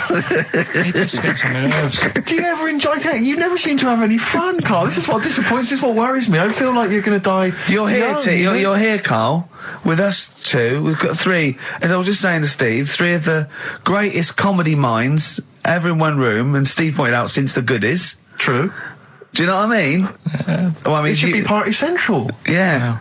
So anyway, right, so this is when I spent time thinking of new ideas. Right. We've got Rockbusters, that's rolling. There's people coming in, they're getting them right. I don't understand it myself. As ever, Rick, you'll be amazed and confounded. So I don't know the answer, and I haven't looked at the answers. I just like that moment. It's like when you go down Christmas and you're excited about a present, and it's like some condoms. You know what I mean? Well, I love that. that moment. Yeah. I don't know how he's going to top that next year. I don't know how he's going to top that. All I can think of is some corn plasters. Right. It's all right, love. The batteries are included. Got you a pumice stone. Right, now... And then we went on to a whole thing about homeless. He wants to do a game show with celebrities being homeless for a week. What do you think? Actually, I've got to say, that's not bad at all. It's not bad, is it? No. Right, do you know how, like, Lenny Henry went to the jungle? Yeah. Right? And you've got who else did it? John Lumley made slippers out of a bra. Right? So I'm thinking, like, get a celebrity and say to him, no, just because, I'll tell you why, right? I'll tell you why all this came about. When I was walking back from that Christmas meal that I bought my girlfriend for 150 quid. Right? Lest we forget. Right? I was walking down Mortimer Street, and there was an homeless fella there, and it was like, it's really, really bad. But the weird thing is, it was about, I don't know, probably about 8 o'clock. Yeah. No, about 9. Right. And he was asleep. And I just thought, do homeless people ever think, I think I'll have an early one tonight? Right? That's what got me thinking. It's a bit weird, the whole lifestyle of it, the fact that he had an early night. So the fact, what, if it's a bit weird that he's sleeping not in a home, but on the street? No, it's just that if I was homeless, I'd probably stay up quite late, because it's not nice. Do you know what I mean? What are you talking about? Just being homeless isn't a good thing, is it? No. People forget how bad it is. Yeah. Right? But surely sleeping gets you out of reality. They sleep because they're tired. They can't sleep very well, so they need all the sleep they can get. Yeah, but sleeping's nice if you've got a nice big bed. What, you think that they can go, I'll stay up, I'll go to bed at 2, I'll go straight to sleep, and I'll pop up at 8 when the alarm clock goes off? Well, it's just what I was thinking, right? So I was thinking how bad it is, and it's, especially this time of the year, Yeah, it's terrible. It's the really worst thing. And to sort of give it some publicity and get a bit of help behind it, get celebrities, someone like Phil Mitchell, maybe, off EastEnders, who's a big fella, he can look after himself, put him in a shop doorway, have some cameras set far away in a building or something. Yeah. They can film him, and it's up to him how he raises money for food to eat. He could sign autographs. Well, they wouldn't know him though, would they? Because you never look at a homeless person. You get, what's her name? Gail Porter. Yeah. Gabby Roslin. Right, yeah. Narinda from Big Brother. Yeah. Who else would do it? I got a game show idea. Dennis, I reckon. I got a game show idea called On the Game. And what happens is, you get Narinda from Big Brother. it was your girlfriend's birthday, wasn't it? Earlier in the week? Or last week? On Monday, yeah. And, I mean, obviously it was a triumph with the stuff you got her for Christmas. The condoms. The box of condoms. Box set of condoms. Oh, yeah. not just the singles, the whole set. Yeah, a complete collection. Brilliant. So what did you go for this What did you get her? Yeah, but... No, but it's her birthday. How long have you been together?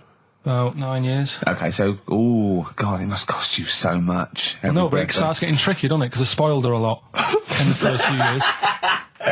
Yeah. So then Here's a packet of rubber bands. Enjoy them. Oh. Well, it's what she wanted. I mean, you're making out as if... No, everyone wants paper clips. Come on, what did you get her? Got her a new pair of gloves. Right. All right, well. And? What, nice leather ones from Selfridges or Harrods or something? They were good ones, the sort she likes, so... They weren't... Well, they weren't the little woolen ones that she had. Yeah. I thought that was a joke when she said he got me these, because I laughed. No, but I know that's... The one she did have, When they said it's his birthday, right, it was her birthday Monday, and me and Steve wanted to get her, and she went, he got me these, because she had those little woolen gloves on. I laughed, because I thought she was joking, Carl. That's what she wanted.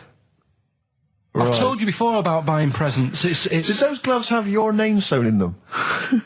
And a piece of string that ran over the back of your duffel coat? You know, I've never been into getting presents and that. I had the problem at that Christmas one, that time with the Victoria Plum. Yeah, we'd hate that. We'd hate to bring that back. We've done that. Because you talked about the book, because it's kind of to do with your dad, isn't it? He's a very bad gift buyer, was that the problem? Well, yeah, my dad just wouldn't bother. It was my mum who sort of made an effort, and she sort of worked out half of what I wanted, then she left it to me dad to get it off someone, see if he could get one cheap or whatever. I love the fact that usually people talk about, like, drinking heavily or violent abuse, right? Yeah. But here's what he's been left with and scarred with from parents is bad gift buying. Yeah, and that's the Victoria Plum incident. In the greater scheme of things in the world, that's not a bad thing to have, is it? Right, there was this, this is what it's like about getting presents and stuff, right? With my mum and dad. Go on. My mate, Colin, right? Colin Bailey, right? Yeah. He had a little Sinclair Spectrum, right? Yeah. Computer, which was like the thing to have at that time, right? Yeah. Used to always go round to his house. The deal was... Not the one you had to play through the window because you weren't allowed to. No, that's another lad. Oh, right? yeah. This is a different lad. And the deal was, he came to our house and my mum gave him a pie. And then I'd go round to his, and I'd stay there for a few hours playing, you know, Hungry Horace and stuff like that on it. Sure. Right? Now, my mum and dad knew that I really wanted one of these computers, right?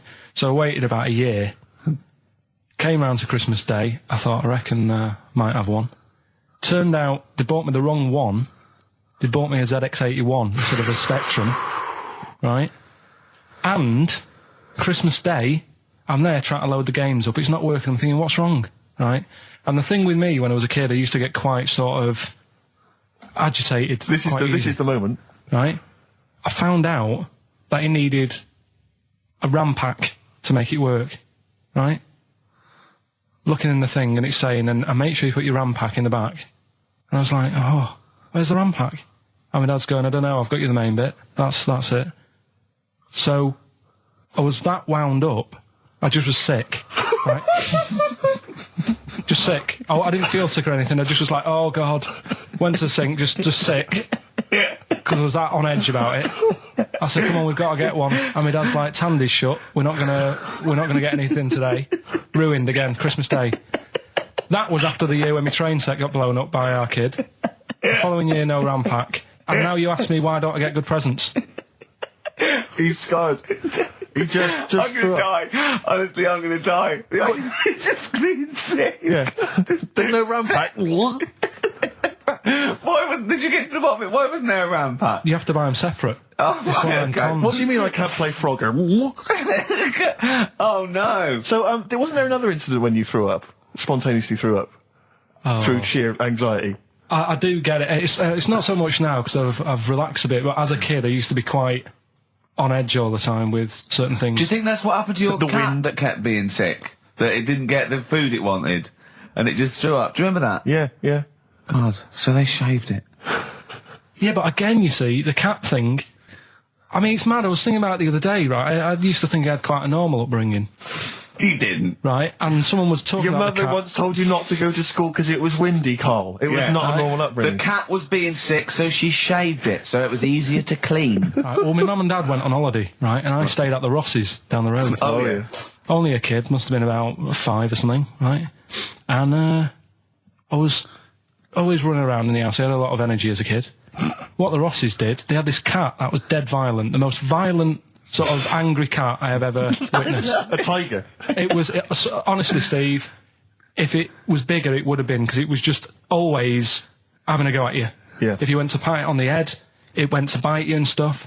And what they used to do with it, to stop me running around, I'd sort of be running around, and then I'd get a bit tired, and they'd say, have a lie down on the settee. So I'd lie down on the settee and I'd nod off. And what they used to do, I'd wake up and I'd put the cat on my belly. Right? So I'd be scared to move because it's like it's going to get me. But it would keep you there. It kept me there, and it used to sort of slaver on me, and they'd sort of, go out or whatever, and I'd be lying there. That's not normal, is it? Carl, sorry, were you created by the Brothers Grimm for one of their fairy tales? What kind of a life is that? A cat paperweight to keep Carl in place. He keeps blowing around. It's windy. We'll have to weigh him down. Be careful. Your mum probably told him that it's a windy day. You got to get something heavy on him. Otherwise, he just gets blown into the road. God. Bless him. Well, listen. Were you on Richard and Judy yesterday? All right. Yeah. Tell us about that. It was good. It was good fun. Yeah. It's a bit surreal. Is it? Yeah. It's nice. That's nice though. There's something charming about them. Do you know what I mean? They go off on tangents. They sort of digress. They suddenly think of something. She suddenly go, oh, my jumper's itching or something. Yeah. And it's quite charming. It's not annoying at all.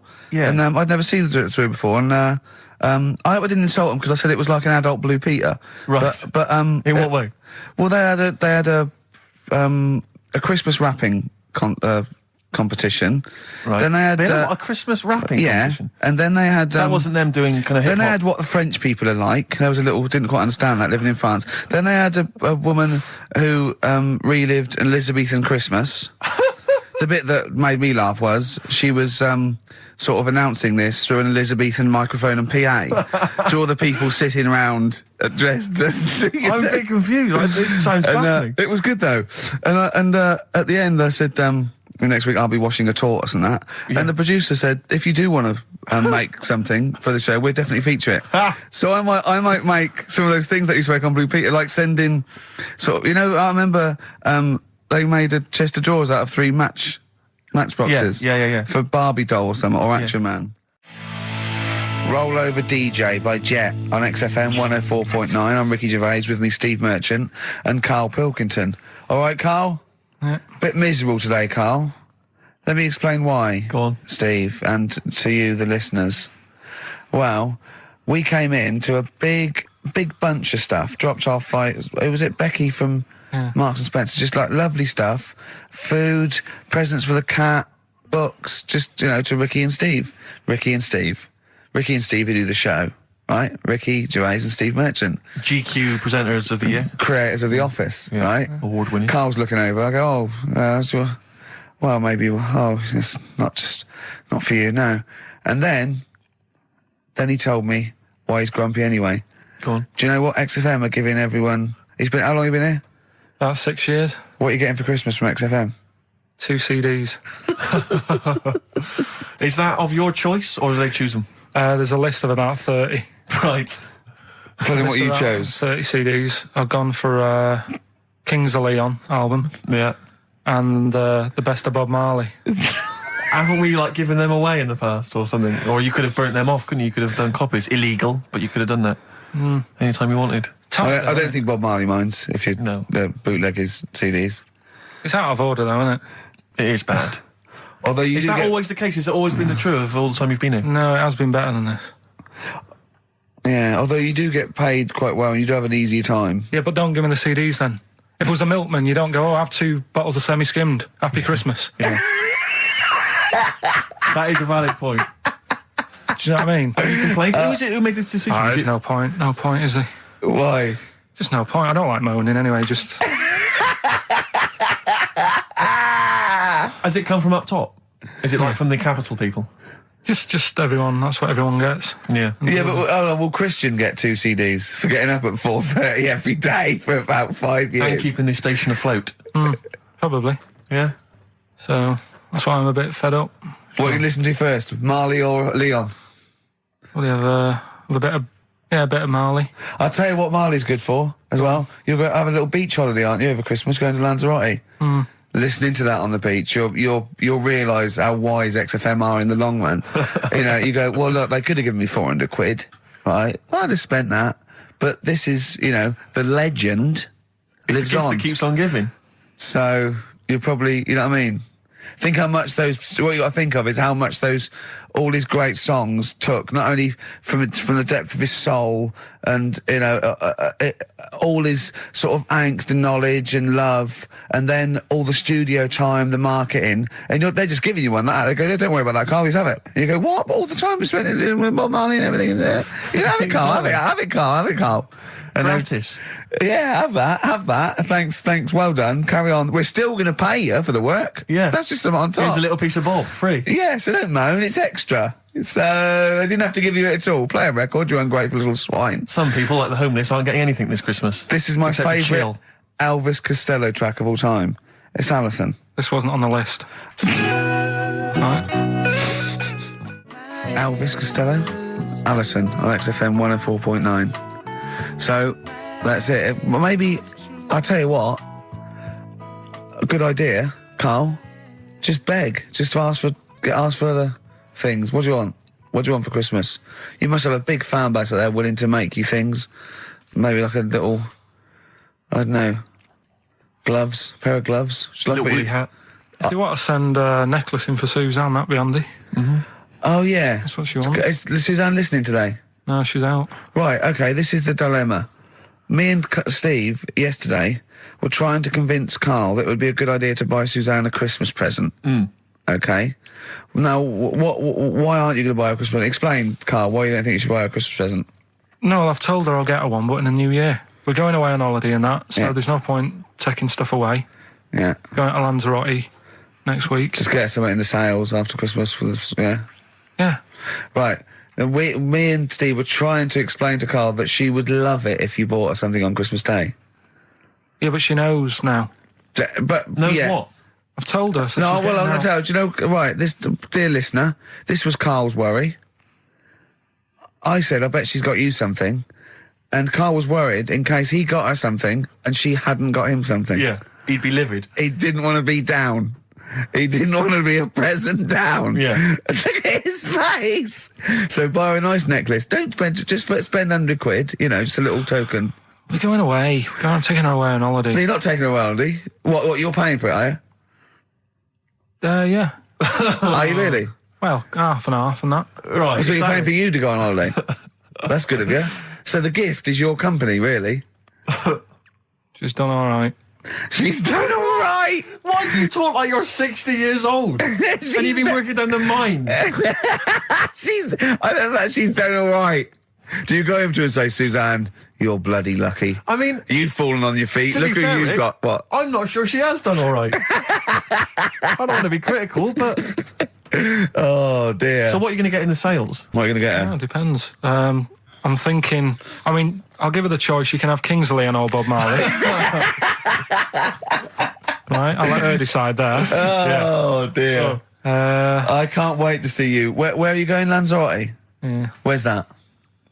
don't know. Suzanne sorted it out. I said, Lanzarote. I said, is that Africa or is it Spain or Portugal? Just thought you don't know. I went, what do you mean don't know? I goes, well, what's the currency? I went, don't know. I said, Suzanne booked this one, did she? Yeah. I thought, where is it? Is Lanzarote African or? Foreign. Something like that. Somewhere foreign. I was looking last night, and doesn't look that good. There was like one of the highlights of the things it says you've got to do is go and have. Apparently, they've got restaurants in caves, and that's like one of the things they say you must do. So, if that's a highlight, do you know what I mean? So I'll do that. Go and see what that's like. Yeah. When you're on the beach, Carl, do you wear the very, very tight Speedos? No, Do you walk What do around you with wear? them? Sort of longish shorts, Yeah. t-shirt on, probably with a sort of a light shirt on top of that. Right, sure. So quite wrapped up then. Covered up. Do you wear a hat? Because obviously the bald head, there's risk of sunburn. No, I just put a bit of lotion on it. Lotion on there. Yeah. Just have a bit of a wander down the beach, have a look. Yeah. See if there's any old blokes with their tackle out and a backpack. A lot to look forward to. So Yeah. well, there you go. Yeah. Well, we're looking forward to finding out how you get on. Yeah, I'll let you And know. Interested to know what she gives you on Christmas Day. Probably getting More anything. scintillating chat after this next song. All right, bit of placebo. Yeah, love it. Special needs. Placebo, special needs on XFM 104.9. Email in where Lanzarote is. I don't know if it's Italy or Spain or Europe or maybe Africa. You know, these are the sort of things, these are the reasons I come into it, to at least learn something, innit, Carl? We've stopped educating Ricky, so I've stopped learning, you know, about things like the woman who ate mud all her life. I told you something before when we were in the office. What did you, go on, what was that? What did you teach me?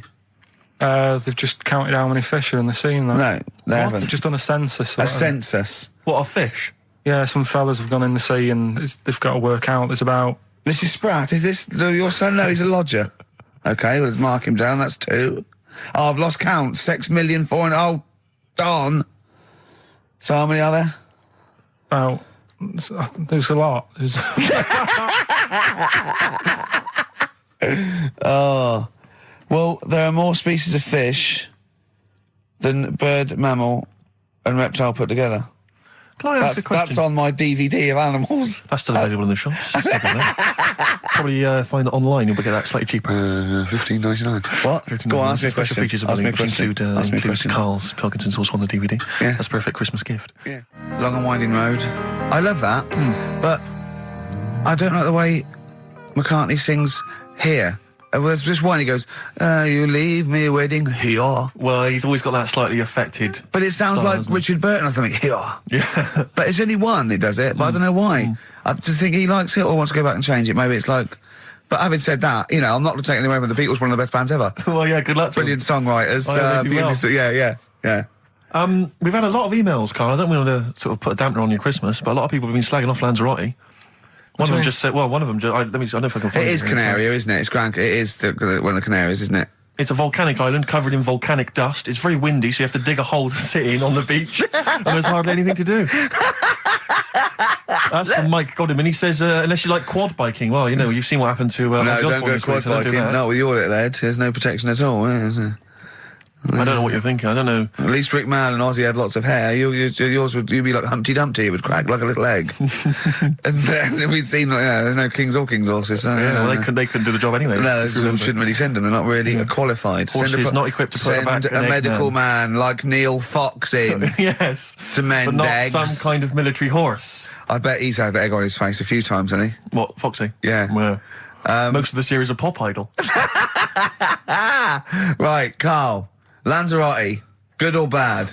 Well, you got to give it a go, haven't you? Yeah, well done. Give everywhere a go. Exactly. That's what I was saying. You know, don't just take the word for it. I mean, if it had said Nananova, Lanzarote shit, he'd have believed it. Sure. You know, if he'd have overheard it in a pub, Yeah. Lanzarote a crap, he'd have believed it.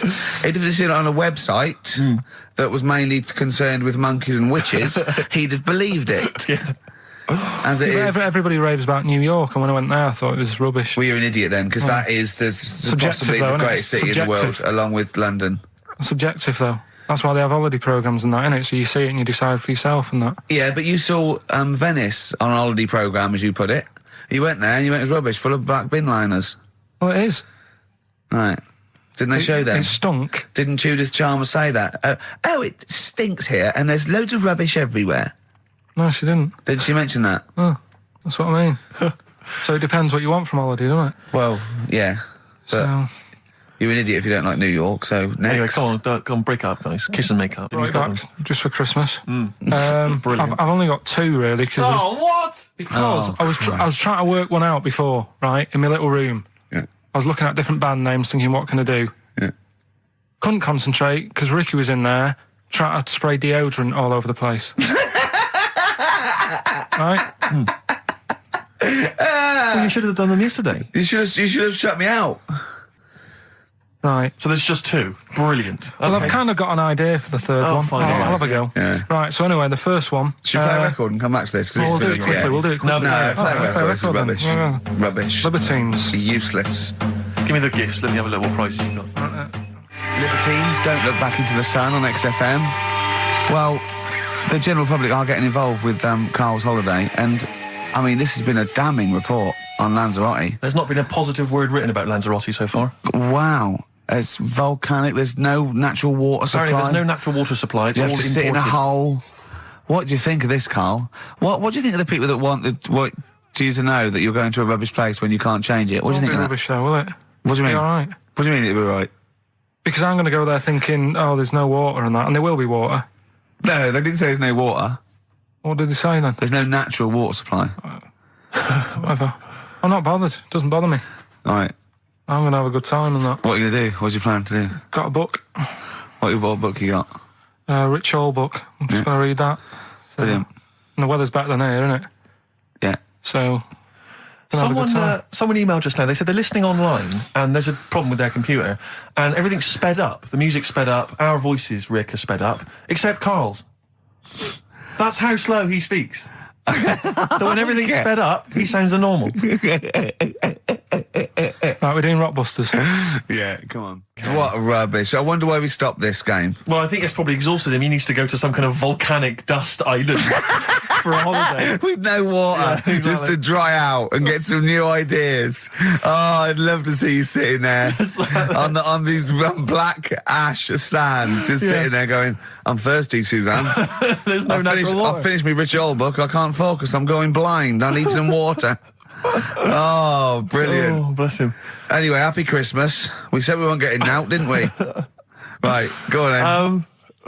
It was the premiere. Did you see the coverage? There was a premiere of Lord of the Rings Part 3. I can't be bothered. I mean, man alive, I'm sick of Lord I of the watched Rings. the first one and I was actually I've never been into all that sort of stuff. Never liked it. Gollum and Dungeons and Dragons and gatekeepers and weird magic and Harry Potter I want to punch his face in. I know what you mean. But I mean, it's sort of like, Well, Lord of the Rings, when I was at school, if you were into that sort of thing, you were a nerdlinger. They would beat you up, they'd shout Exactly. heckle abuse, all that sort of thing. You know, I wasn't a fan. I actually don't know anyone who admitted they were into that I know. nonsense. It was shameful. It was embarrassing. Now, the whole world's gone crazy for it. Even the tough guys, the hard nuts, the streetwise kids, they're loving it. Can't wait for the third one. I see people raving about it. It's Jonathan Ross, all these people going, it's the best thing I've ever seen. It's 3 hours and 10 minutes of trolls and goblins and magic spells and large feet and magic rings. I'm loving all that crap. What's wrong with I you know. people? I will smite you with my sword. It's just interminable. The orcs and the Norks.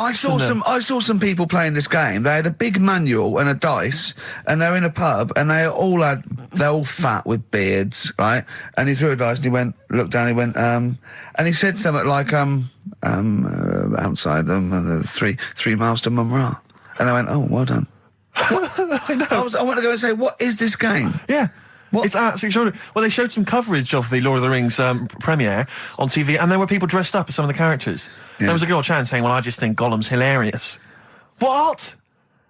People talking about telling me Gollum's hilarious in this new film. How is he funny, my precious? Oh, my precious. What's funny about this? I'm losing it. I'm genuinely... Is he like Yoda? I don't know what the joke is. I'm missing it all. And when the walking trees started talking... Oh, man, I love it. Gollum's the little one that looks a bit like Gandhi. Yeah, exactly. The computer-animated Gandhi. Yeah. Yeah. Is that all right? Yeah. I think that's how he's described in the book. But this is the other thing. I say, then they go, Tolkien, J.R.R. Tolkien, he's a genius. You know he created his own language? Whoopee! Karl comes up with a new word every week that he's made up. He's not a genius. Yeah, well, the bloke, a look of frighteningness came across his face. Frighteningness. Yeah, Karl's new word. No Blue Sky, The Thorns. That's beautiful, isn't it? On XFM 104.9. Karl, you're losing your rag a little bit. What's the matter?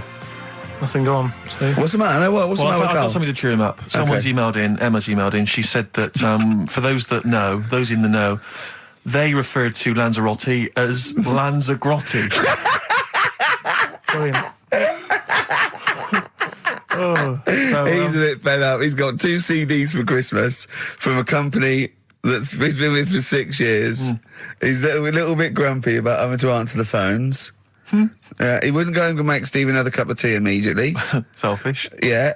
Karl, what are you thinking? Nothing. Go on, what were you doing? Come on, Carl, you're getting paid for this. Project. Out. We'll take one of those CDs away. All right. Right, okay, are you in a film this week, Carl? We're doing that now. Yeah, go on. Get it over with. Hang on a minute then. Get it over with. Let's get this show over with. We can go home. You can go off to Lanzarote and sit on some ash. Some charcoal. He's not happy about that. That's annoyed him. The listeners have all ganged up on him. Yeah. XFM giving him 2 CDs. We've had more calls for his resignation this week than ever before. What do you think of that, Carl? What do you mean? There's another reason. Do you know what I mean, though? Because he's grumpy. He's not just giving it. He goes, well, I can't help it, can I? I don't want it. You're being paid well to do a job. People have tuned in to be entertained, to have good songs. Me and Steve are working I'm pressing here. the buttons. I'm paid to press the buttons. That's what I'm doing.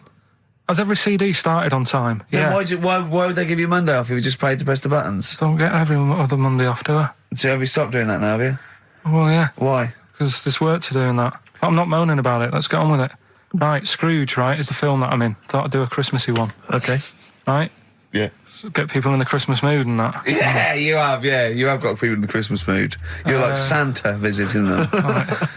So... It's you in the film Scrooge. Yeah, Which yes. version of Scrooge? The old one. Is it? If it's just you moaning with bells, I'll be annoyed. Right, go That on is then. essentially Scrooge. yeah. Right, Scrooge, listen to this, and then there's some question at the end. All right. And you can win some stuff and that. Yeah. All right. Yeah.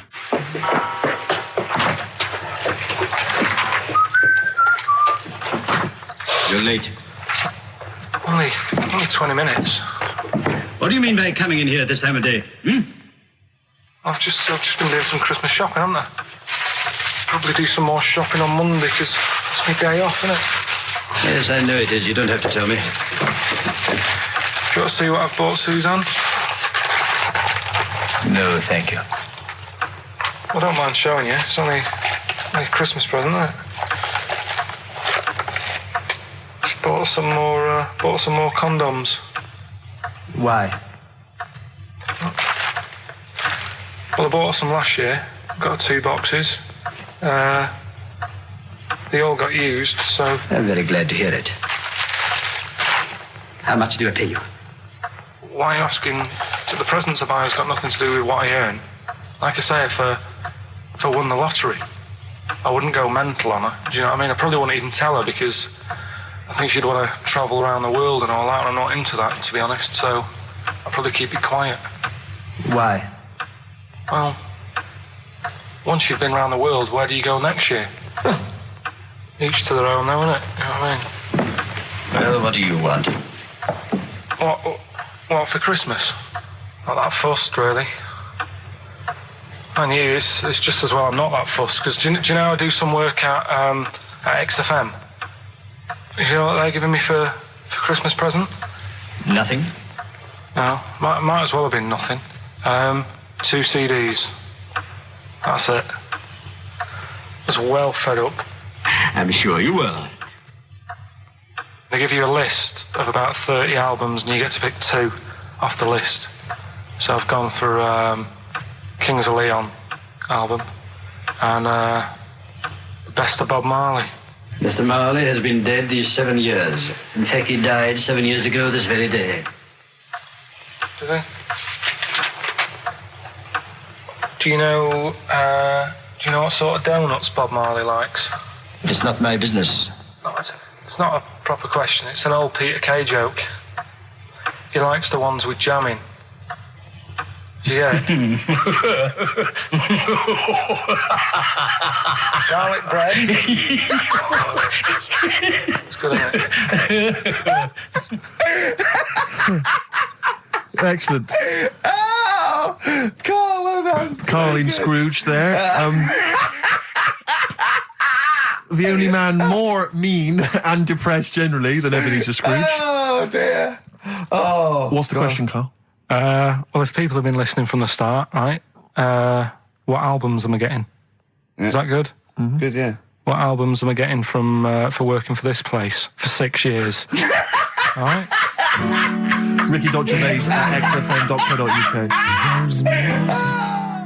Do you want to apologise once more for anyone you might have offended over the year? Yeah, like I say, I never want to upset anyone. We're just chatting about stuff. It's just chatting. It's from the heart. You see something, you say, "Oh, it looks a bit like so and so," or "Isn't it a bit?" You're not really, you don't really try and hurt anyone's feelings, do you?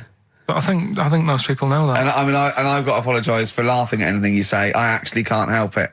Again, it's not vindictive, but when Karl comes out with some of the things he says, it's impossible for me not to laugh or react. So have a Merry Christmas, everyone. Well, before that, Rick, is there some final for the year Monkey News? Tell you what, let's play a good song. Okay. Right, we'll have a bit of Monkey News, and then that's it. A bit of Amy Mann, then. Perfect. Brilliant, this one.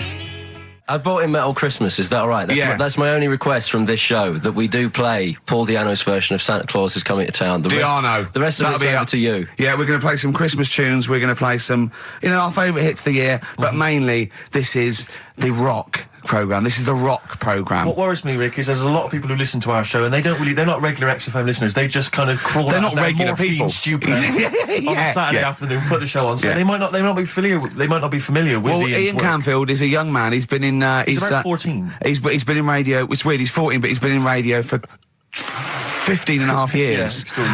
He was weaned on the milk of Avant. Yeah. Right?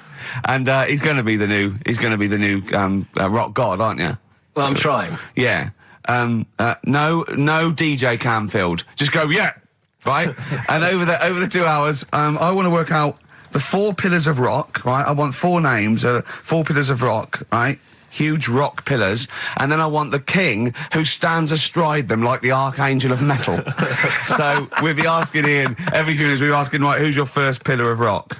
And then, keeping the one that stands astride them. Okay? And how many do we need? Well, we need 5 names then, don't we? The 4 pillars of rock and who stands astride them. Right, okay. Like the Overlord with these Axe Attack albums. Yeah. Yeah. This is Oasis. Christmas. Oasis doing their version of Merry Christmas, everyone. It's Christmas. It seems only appropriate that we play the occasional Christmas tune. There aren't many decent ones. We will be playing the greatest, not just Christmas, one of the greatest songs of all time, but certainly the greatest Christmas tune of all time, Fairy Tale in New York. Is that going to be the version done by, what's his name, out of Boyzone? Has he done one? Yeah. Because he's lived the hard rock and roll life. What's his name? What is his name? Ronan Keating? Yeah. He wasn't bad on Room 101, actually. I think he's lightened up a little bit. Good luck to him. Yeah. Yeah, I do as well.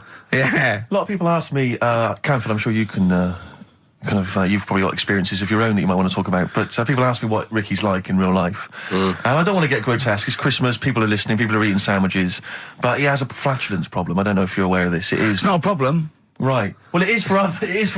Yeah.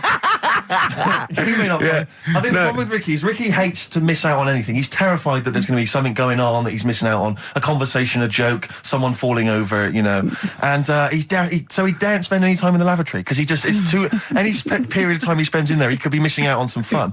So he kind of tries to get his lavatory, occupying time down to a minimum, an absolute minimum. Plenty of pissing. There's loads of that, but none of the other activity. Really, I mean, you keep that. Really, it's like you're in, you're out, and sometimes I don't think you've done the full job, Rick. Yeah. And today, I'll tell you this: my eyes were bleeding. It's intense. It's just a word of warning because the kitchen at XFM is out of bounds now. No one's going in there until the new year. A to J in the library. A to J in the record library. I'll tell you this: I don't know if Tony Blackburn's in the building. His wig will fall off. But seriously, not that he wears a wig. He doesn't wear a wig. But if he's going down there, maybe he wants to play some Beach Boys. I mean, seriously, forget I'm a celebrity. Get me out of here.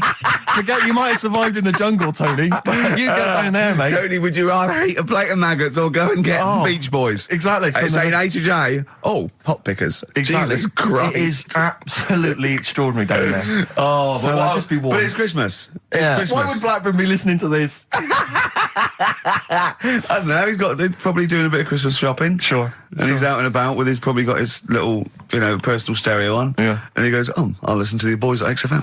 Exactly. And Canfield, what do you think of it so far? Yeah. Yeah? Yeah. It's not Vance, is it? Okay, who is secured as one of the pillars of rock? I'll tell you what, I want some ads, and after that, the Fairy Tale in New York. Oh. XFM. The Pogues, featuring Kirsty MacColl, and a Fairy Tale of New York. Brilliant. On XFM 104.9. That's the song I think that single-handedly keeps Shane MacGowan in gin for another year.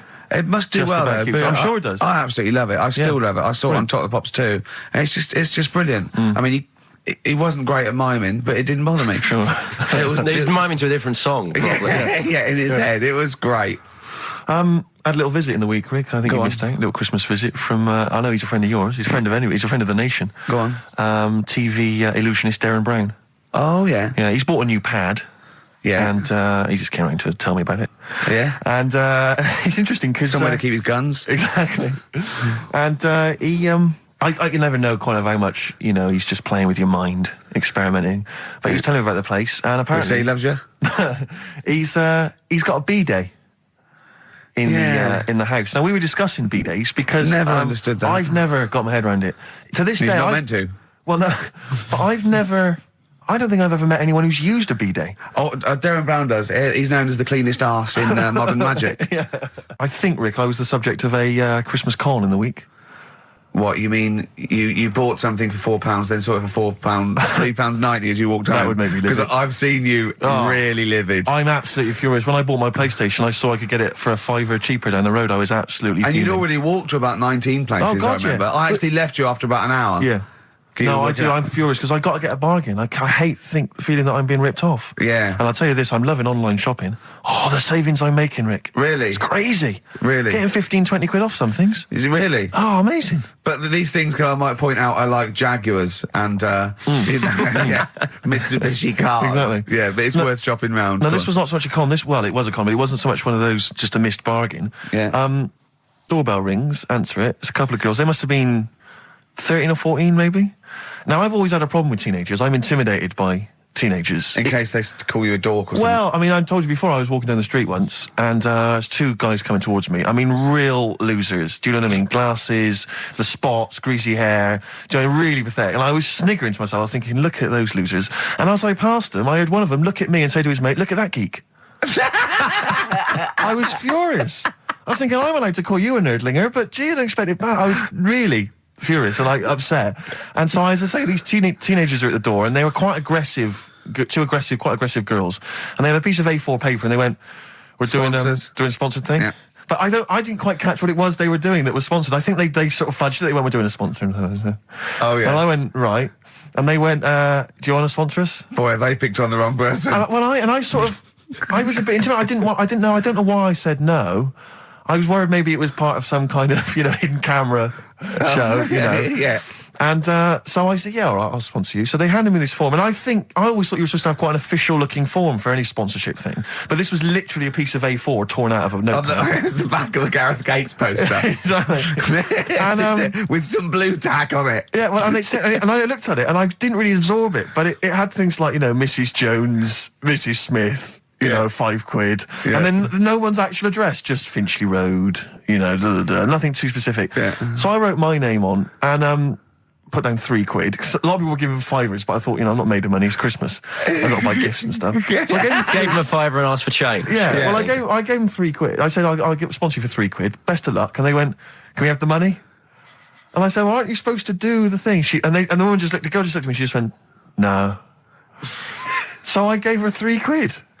But what difference does it make? Well, I'm assuming, though, that it's not going to any charity. It's no sponsored thing at all. But then I'm not being funny. The charity that it's not going to, you wouldn't have given to it anyway. It's true enough. So all that's happened is you're £3 down. But I'm £3 down. Yeah, but if it would have gone to charity, you'd be £3 down. The fact that it hasn't gone to charity doesn't matter because you wouldn't have given it to charity. Yeah, but if it had gone to charity, Rick, I'd have felt a little bit superior, a little bit smug. That would have kept me going for another 6 months. Whereas now it's just gone to a couple of weeks off the street, who are scamming people, possibly old people, Rick, and that's who I feel sorry for. They've not got a great deal of money. That's why I'm not worried about myself. I've got a bit of cash, but about the old people. Yeah. Although you are £3 down, which probably still hurts, doesn't it? It's still stinging. That's why I just like to tell you now, get off my chest.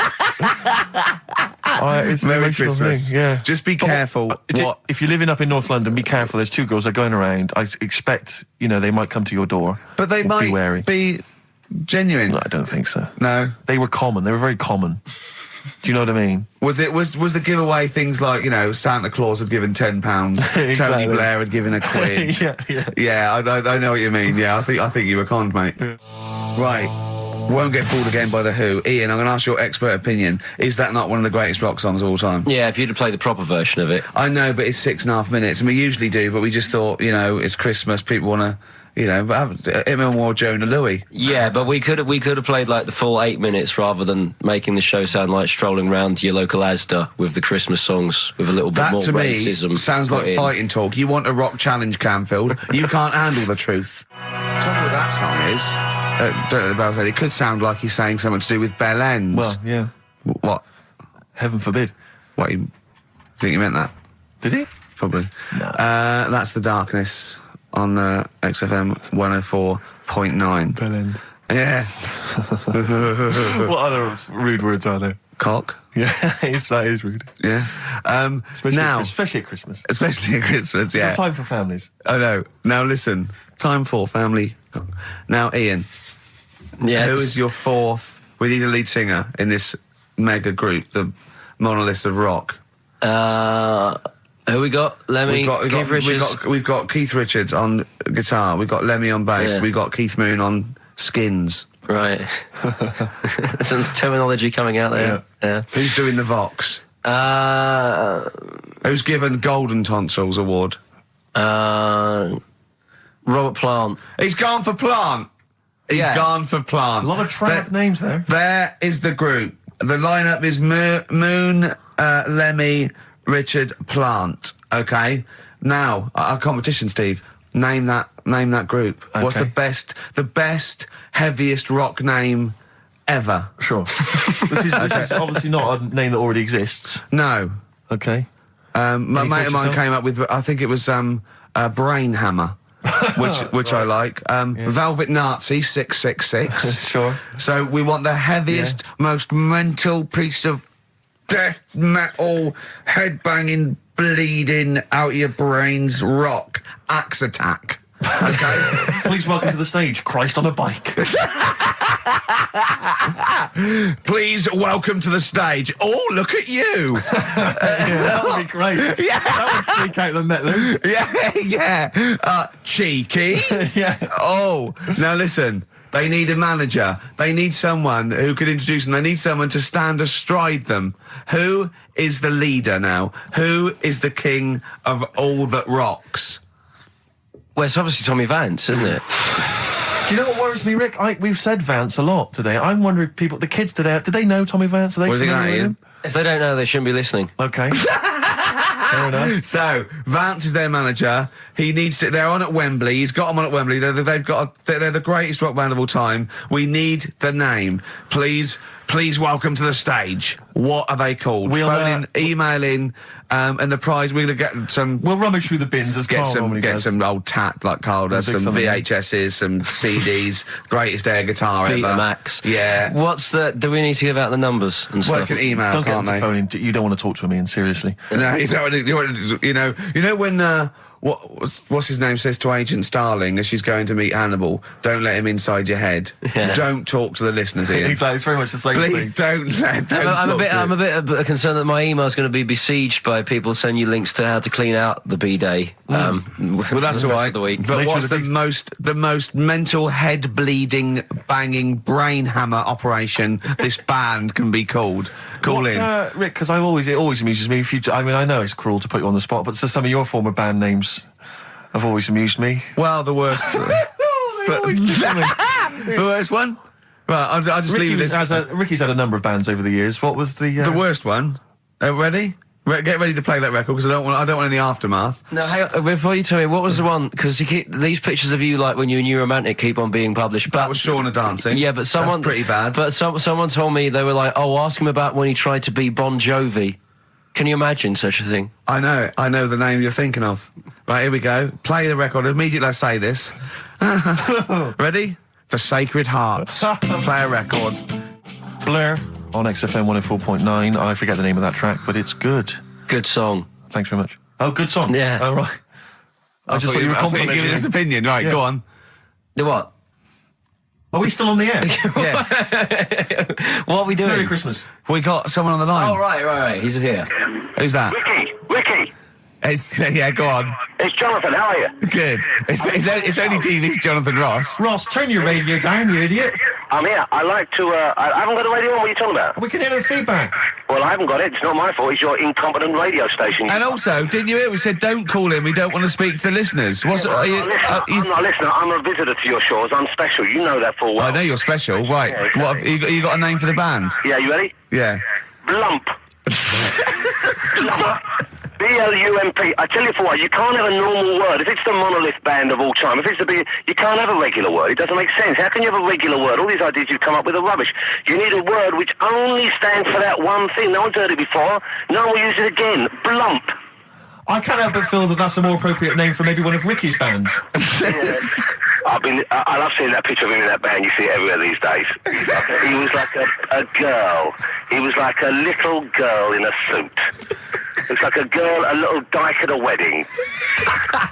What was that? It's got to be the kettle calling the pot black, surely. I've always got nothing but 100% heterosexual. We're not sure about. There's not anything wrong with it. I know that, but look at you. I actually had to get that in. There's not anything wrong with it. I'm Jonathan Ross. Oh dear. I was thinking the other day, right? Oh, yeah? The Comedy Awards. Yes, sir. You didn't have to say some awful things about poor celebrities, poor has-been celebrities with coke addictions and fat lips and faces that where surgery's gone wrong and everything. And when they're on the show, they're going, "Oh, you look lovely." Yeah, I'm nice to them. Well, I'm nice to them to their face, but obviously when I'm not with them, I like to let my true feelings be known. What's wrong with that? That's how everyone I'll tell you what, you can get anything off your chest you want on this show. Any celebrities you want to talk about? There's no one listening. Yeah, it's just between me and you. A lot of people listen. They listen to my show, and after they've had a few hours of, good laughs, they like something bland to just cool them down afterwards. So they flip over. We know this happens. Did you mention my DVD on your radio show? You know what? I forgot to mention it. Christ! I meant to mention by the office, but I forgot to mention it. And then I thought afterwards, it's not like he needs the cash, is it? It's not like he needs it. It's not like it is, but he's probably earned more money in a short space. You're like a lottery winner, and you've got about as much taste. You're like one of those burglars who's won the lottery. I am. I'm dressed like an Albanian window cleaner at the moment. Burglar from Reading who won the lottery, and now he's fritting it away on what? I do feel sorry for my neighbours. I've moved into a really nice place. I feel like it's the hillbillies. No, it's nice you've moved in though, because it's nice. It's given them something to sort of talk about behind your back. You've united the whole block. Right, go and play with some Japanese wind-up toys now. I'm going home to play Mario Double Dash with my son. It's going to be a good afternoon. I phoned you once after I finished my show. It's about 5 minutes past 3. Yeah. And I don't mind if I said, how you doing? You went, it's brilliant. You said, this is what you said. You went, everyone's out. Jane's taking the kids out. I've already masturbated twice, and I'm playing with a new Japanese toy. I'm masturbating now. I just wonder if there's one more contender. I don't know who this was, Ian, that phoned in with it, but possibly it's topical. Deathly Hem. Yeah. Deathly Hem. It's brilliant. Oh, it's Deathly Hem. Please welcome to the stage, Deathly Hem. It's Deathly Hem. Who's that? We've got to give it to I don't know who that was. Oh, well, if you came up with Deathly Hem, email again, Deathly Hem. It's the greatest name for the greatest rock band of all time. Will you please welcome to the stage, Deathly Hem. It's golden tonsils. Isn't it? I was going to go see him once at the Camden Underworld about a year ago, and they had this sign up, right, saying that Graham Bonnet, who sung that song, had cancelled, right, and it said, God willing, he'll be performing tomorrow. And just in case you thought he'd cancelled because maybe no one bought any tickets, the doctor's certificate was beneath the cancellation sign. Brilliant. Well, we've sung that a couple of times drunk, haven't we, Ian? At the top of our voice. We have done it. It is the best ever. Yeah. It is. Ben has won whatever you're giving away. Yeah, Ben came up with Deathly Hem. Deathly Hem. Yeah. I mean, if you are in a rock band, you're looking for a name, and you think you deserve that name, then write to us. We want to know that you're really heavy, and Ian Canfield would officially hand over the deeds of the name Bethlehem. Deathly Hem. Deathly Hem, yeah. Deathly Hem. They only play at Christmas. You only play like big venues at Christmas, and it's all things about like fighting, like good versus evil, and God versus the devil. And you got to write songs like that, yeah. Deathly Hem on XFM 104.9. Perhaps that the debut should certainly be a concept album based on the Nativity play. Yeah, Nativity, yeah. That'd be just the whole kind of Old Testament in kind of rock form. Yeah, with it'd be extraordinary. It's the battle for humanity. Yeah, it's called Humanity Manatee, and it's a fight in the ocean of hell. Yes. Sure. Yeah. Sure. Yeah. I'd like to see a serpent. Maybe pictured That'd be a somewhere. serpent, isn't it? Track four. Track four. Yeah. I think we should give massive props and suitable regards to Ian Camfield. He's come in, he's pressed the buttons. He stood in for an idiot brilliantly. He has stood in for the retarded. It's a shame that you've not displayed some of the usual incompetence that we've come to love and expect from Karl. It's a shame. Okay, well, you are the greatest DJ in the world, though. The way you sort of like drop press these buttons. But you know. Every time I've pressed a button off air, Ricky's been going, "Oh, what great DJ!" It's great. Because he ends it. It's just brilliant. I mean, we're lucky if we can talk with the mic on. That's the title. Not talk over a record. We did some great links during the ads. Yeah, and of course, Jonathan Ross masturbating live. On air. Just looking back at some of the highlights of this You don't get that on Capital Gold, do you? Like Tony Blackburn getting a call from Fluff Freeman going, "All right, mate, I'm knocking one out." Yeah. Well, have a lovely Christmas. Have a bloody great Christmas. Have a bloody great Christmas. It's the best of next week. Yep. The best of the last few weeks with some tat, you know, Carl's put together. We're back in January. We're playing some of our favourite songs of the year. I'm looking forward to seeing Pilker's tan and pictures from his holiday. Covered in ash from the beach. Yeah. And we're back on the 3rd, I believe. But Ian, do you want to introduce one? This is Ian's choice for today. Yeah. We'll see you next week in spirit, and then we're back on the 3rd with Pilkers. Over to you, Kampf. Yeah, enough of Jonah Louis. This is Paul Di'Anno, ex of Iron Maiden, doing Santa Claus is Coming to Town. Talking of sleeping, oh man alive, I went to see the last part of the Lord of the Rings trilogy. Why? Well, it's like a family thing now. Every Christmas, my family and I have been going to see the Lord of the Rings, the next instalment. It's like a family thing. What will you do if they keep making them? Oh, I'd say I've wasted now about 10 hours of my life with that tripe. You can never get that back. I can never get that back. That's what Peter Jackson owes me. 10 hours now he owes me of my life. It is absolute drivel. Well, I know. We've said this before. I don't want to harp on again about it, but I cannot fathom why everyone is so excited and loves these films so much. Like you say, people review saying it's the best film ever. I think this is the greatest movie I'll ever see. And I don't... It's like they go, but look at all the fight sequences. But Tolkien being up there in literature, like, you know what I mean? It's sort of like Shakespeare. Tolkien. No! No. But what is it that he's writing about exactly? I don't know. Little midget fellas who can't get shoes.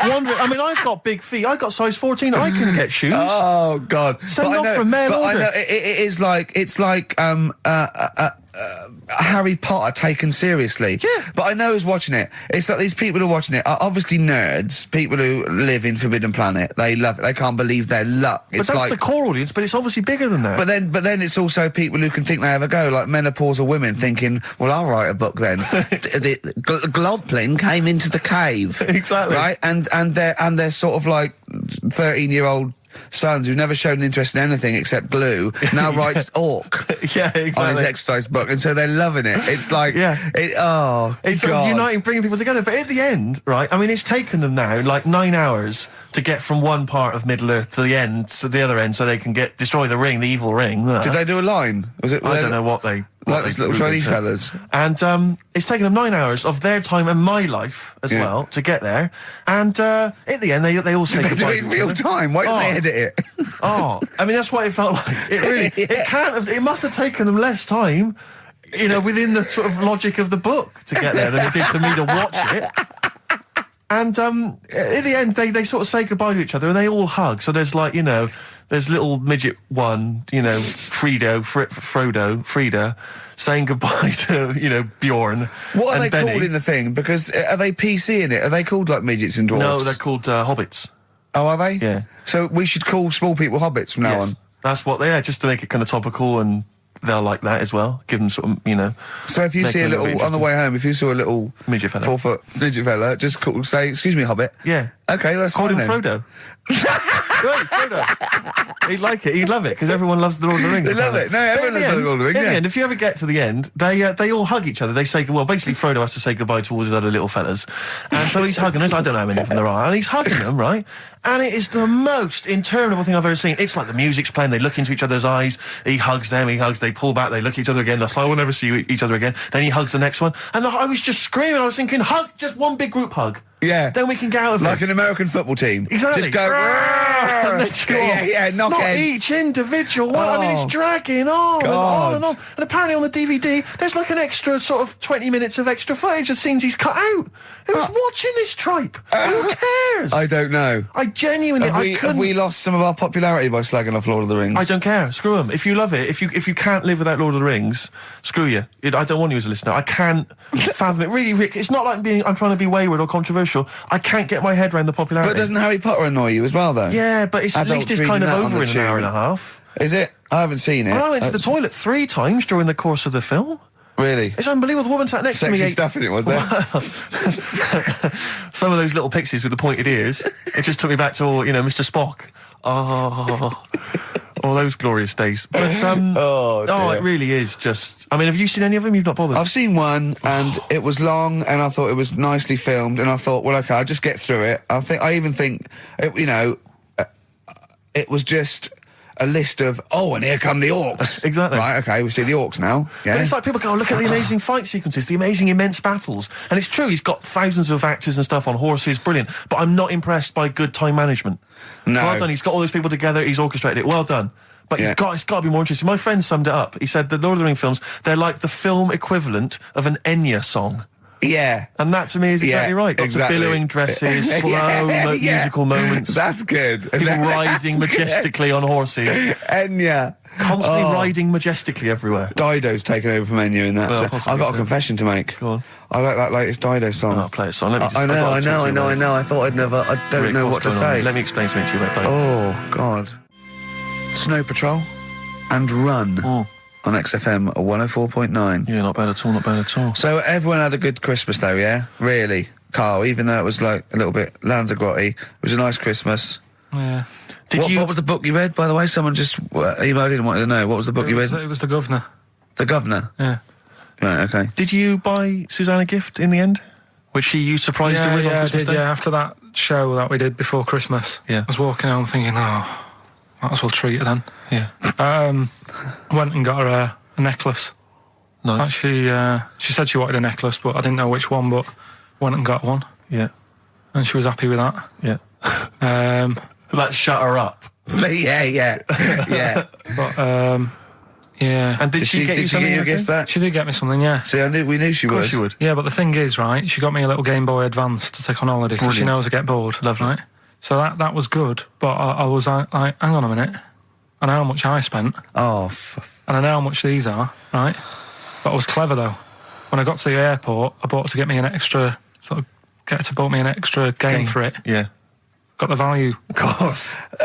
when you were growing up, did you wait to ask your mum for sweets right at the counter so the woman would embarrass her into getting you it? What, you mean just slip it in the basket? Well, no, just wait till there's some, a stranger watching before you ask for sweets. Mum, can I have a Kinder Egg? Did you sit in front of Suzanne when it got to Suzanne, can you get me something else? Because remember I spent more on that necklace than you did, like Game Boy Advance. And the woman in Dixon's goes, oh, you better get him something else. She goes, oh, bloody hell, all right then. Nah. She did well, though. You know what I mean? She's done well to keep you, hasn't she? Done well. Because you're such a find. You're quite a catch. Yeah, she must wake up every morning and go, ooh, I am the luckiest girl in the world. Well, she told you that the other night. What? She said the other night how good it is living with me. Oh, yeah. I said to Suzanne, it must be great, because I only see him 2 hours a week and I like to squeeze his little head. You can do that all day, every day. Does she ever squeeze your head? No. No? No. It's like that thing, though, isn't it? It's like when you work in a chocolate factory. You get sick of it, don't you? If it's there all the time. Yeah, she must think, well, I could squeeze that head any time I wanted. It's not worth it. I just, Yeah. What about your Christmas? My dad, I'm wondering if you're turning into my dad, because he bought my mum a bracelet. He won't mind me talking about this, because he said you'll probably talk about this on the radio, and you're right, Dad, I am talking about it. He bought my mum a little gold bracelet. Lovely gift. You know, it was a lovely thing. And she opened it, she loved it, and everyone thought, what a great gift, lovely gift. He wouldn't stop talking about it. He wouldn't stop talking about the gift he bought. He kept on grabbing my mum's arm and showing it to people. Look at that, look at the gleam on that. The gleam! Steve, look at the shine on that, look at the gleam there. Look at that. Gleam! And do you know what he said? He said, the great thing about that's pure gold. He went, it's an investment.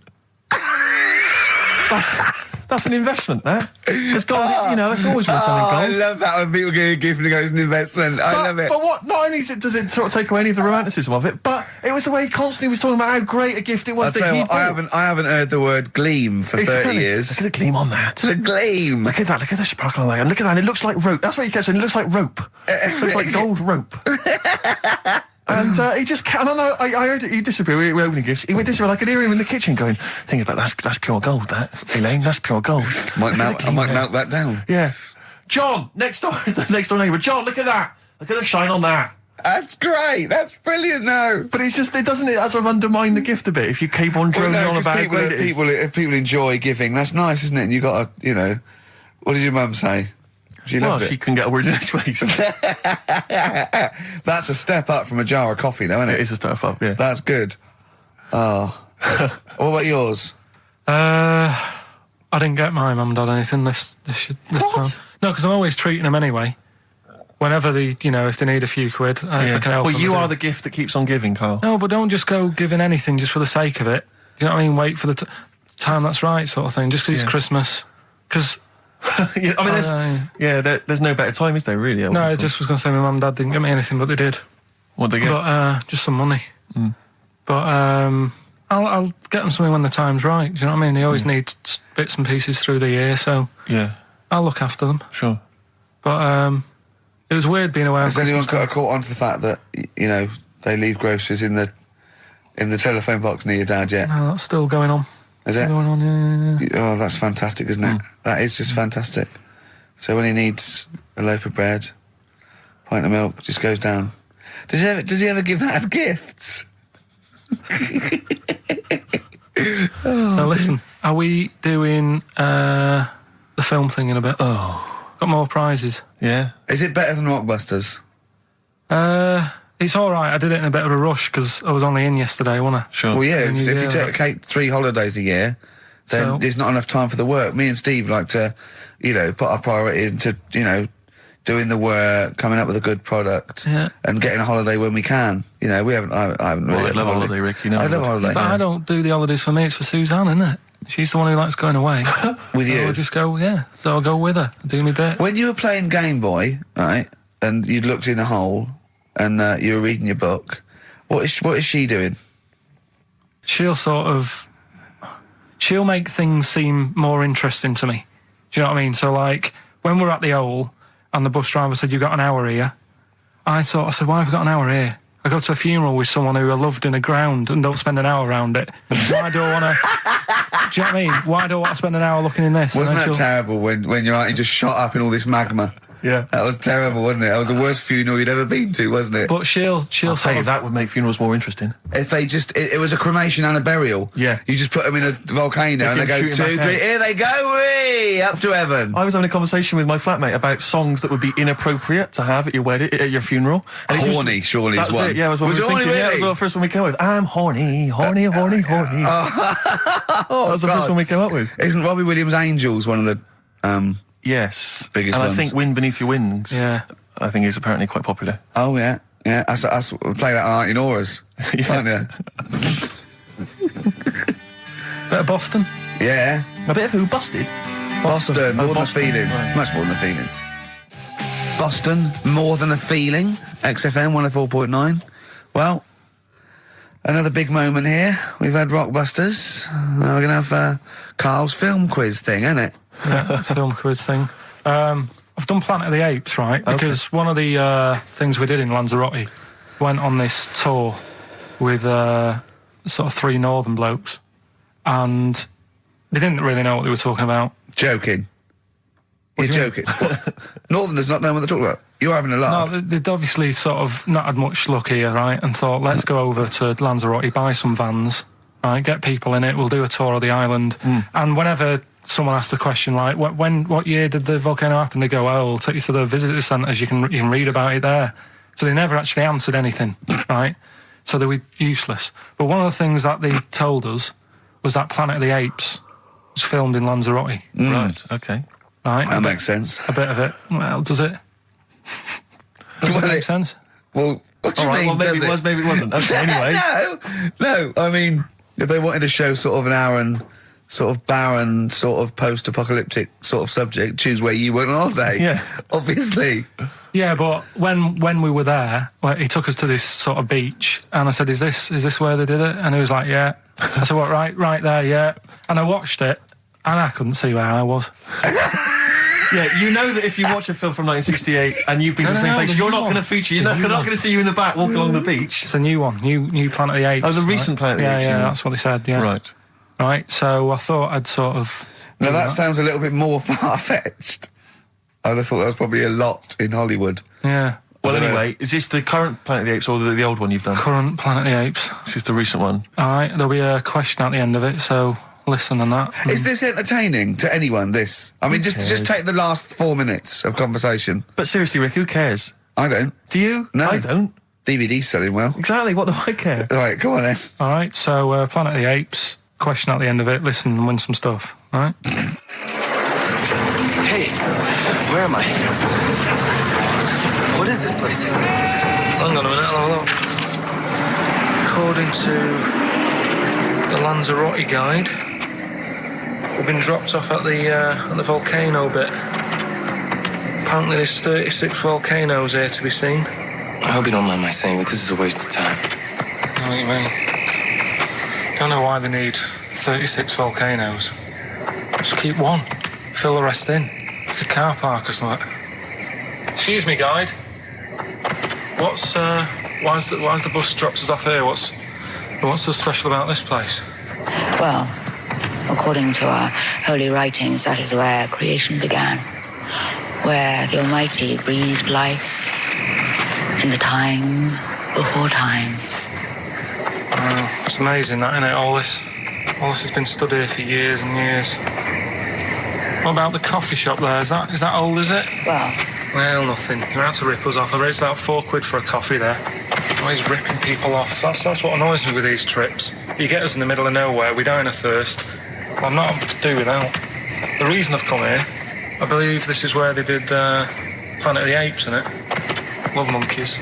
Especially the ones in Planet of the Apes, because they talk and that. Talking monkeys can't exist. Joking, aren't you? Of course they can. Getting up to all sorts of stuff. I read about a monkey the other day who worked on the railway. Right? There was another one about a chimp that did a bank job and went off to Spain to sort of... Shut up! Oh, hey. What is that? Little monkey fella. It's come from that little coffee shop. It's been serving coffee. Now that is worth paying £4 for. No, you're teasing him. I'm not teasing it. It's working, isn't it? It's serving the... We want some coffee. Get us some coffee. I've heard about this. You can buy coffee that's been sort of hand-picked by monkeys. It's like Coffee Mate, except it's more sort of coffee primate. Yeah? Hello, little fella. We want coffee. What do you mean, we? You're gonna have a coffee, aren't you? What else are you gonna do? Go and look at another 35 volcanoes? I'm staying here. I'm having a monkey coffee. It's brilliant. You find this amusing? Jesus, it's a talking monkey. Right, mate. Have a couple of coffees. Don't start now. We're off duty. I'm starving. What do you mean you're off duty? Have you bananas later? Just get us a couple of...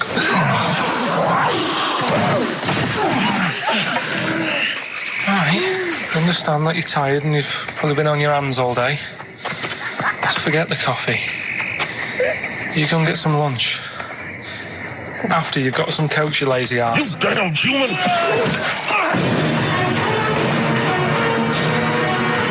Powerful. Lovely. Excellent. So, what's the question? If you've been listening to the whole show, how many volcanoes do I think's on the island of Lanzarote? Okay. Yeah. I might have it wrong, what I've been saying, but it's roughly around that. Yeah, so what have you been saying? Yeah. Yeah. Brilliant. Ricky.gervais@xfm.co.uk. You're more likely to win the prize if you leave your address on the email. Yeah. Because otherwise we can't really be bothered to phone people or email them back. So, Good point. Put your address on there and you could win some crap. In a jiffy bag. Carl's theme tune there by Placebo. Special Needs on XFM 104.9. All right. New Year's resolution, Carl? I don't know. I don't do it, really. So what about something like, I don't know, start smoking? Do you know? There must be something. No, it's a waste of time, isn't it?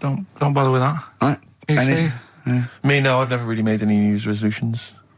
I just be good to people. Just treat everyone as you want to be treated yourself. Give to charity. Hate, crime, racism, famine, sexism.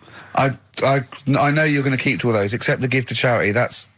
Me and Carl find that a little bit hard to believe. Never gonna happen. Well, you've always got to break at least one of your New Year's resolutions. Yeah, exactly. Yeah, well, I think I'll be nice to Carl.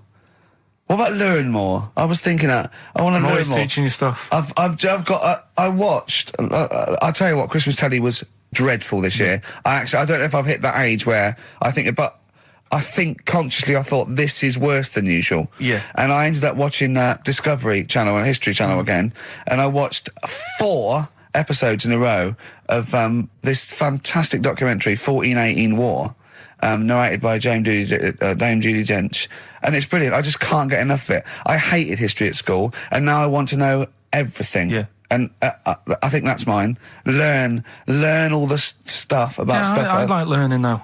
I always say that to you. I'm always looking up stuff. When I was on holiday, even though it was sunny outside and they had big holes to look at if I wanted to, I stayed in and watched Discovery there and was watching stuff about scorpions and that. Yeah, what did you learn? Well, nothing, because it was all in Spanish. But I just watched it. What I found odd, right? What I found... Scorpions, I get it. It's only about poison. You get it. What I don't understand is with scorpions, right? They have like this sort of weapons, don't they? They have the poison and stuff, right? Yeah. Which can kill a man. Yeah. But there was a couple of little animals and that were its sort of enemy. Yeah. And it stung them, and it didn't kill them. So what's the point? Well, firstly, not all scorpions kill a man. Some of them, this one did, you said. Yeah, well, they range from like bee stings to so much venom it can take down a horse on things like spiders and snakes and scorpions. So it depends. But a scorpion that will kill a man would kill a rabbit. So I don't know what you're talking about. No, there was a snake that it stuck its thing into, and some sort of beaver, and they were just like running about. There's nothing funny about that, so why are we laughing? Well, the snake wasn't running about, was it? Well, it was slithering about a bit. Yeah. What was the beaver doing when the snake... Just sort of... I think it ate it in the end. What? Ate what? Ate the scorpion. Just wandered off. Well, so it wasn't a beaver. So there you go. There's no way it was a beaver. All right, an otter. This is what you've pieced together from a show in Spanish. Well... I'm just saying, though, how come it can't kill something that small, yet there's someone on holiday that's no sort of danger to that scorpion. We're not going to harm it, right? And yet it can kill a man. So you say, but I don't believe it. Shut up, mate. Seriously, this is gobbledygook. Taught you something again, though. That's what I'm saying. No, what have you taught us, though? What is that? What is the fact that's come out of that? A scorpion can kill a man, but the beaver was dancing with a snake, then it ate it. You do that That's all the not time, a fact. though. That's not a fact. Down. New Year's Eve, I taught him something, right, about dead people. No. You know, the things that taught me, I was saying you're talking shite. He says they found out your soul weighs an ounce. Your soul? Yeah. Your soul weighs an ounce. Right, who found this out? I read it. Your arsehole weighs an ounce. Yeah. There's no such thing. A soul weighs an ounce. You're talking drivel. All right. Have you got any monkey news? So what did they do? They weighed someone who was alive, and they will wait for you to die, then weigh you again. There was someone you've lost an ounce. Yeah, it must be your soul shooting off to heaven. It was someone who was really ill, and they said, we can't do anything for you here, but we've got a bit of an idea that we want to do. We've been trying to do this. Stuck him on some scales. He said, right, you weigh 9 pounds and an ounce or whatever, because he was wasting away. He died, 9 pounds. Right? Fine, well, that's proof if proof be needed. Nearly got to wrap it up. I think we've got to do the Rockbusters winner and give someone those lovely prizes. Monkey news, then we're out of here. We'll maybe come back, maybe do some Christmas specials. I don't want to make any promises. Right then, first one. Chewing breaks. Fishing for a dream. That's what we're fishing for, isn't it? We're fishing for a dream today. What's that mean? Poverty. I don't know what I was talking about. It doesn't matter what you're saying, Rick. No one's listening. No one's listening. Well, we've got to finish anyway. Think about the fact that think how small our percentage of listeners is anyway. Anyway. And then you two are on stage at the moment. This is like broadcasting during Christmas dinner. This is the same. It's just on the hospital radio. Yeah. Yeah, exactly. Where everyone's got an iPod for Christmas. Yeah, on the ward. yeah. Well, we've just got. We're going to go through. We're going to go through now till 12:30, and I've got to rush off. I'm afraid to Live 8. Don't apologise, mate. When people see the glam that you're bringing to that event, they don't even care about the people introducing it. Comedians going, ladies and gentlemen, just get on with it. No, I agree. No, I've got a good joint here. 2 blokes will get on with it. Bring on Madonna. But we're going to give it to them, Carl. We're going to go through to the end. We've done everything we have to do. Monkey news, the final monkey news of the year, possibly. It's been a joy. I'd just like to say, on behalf of myself, Steve Merchant, and this little bald mank. It's been a pleasure. Yeah, speak for yourself. Yeah. I feel drained today. Do you? Go on. This is the strangest radio show in the world. Yeah. Isn't it? Yeah. Because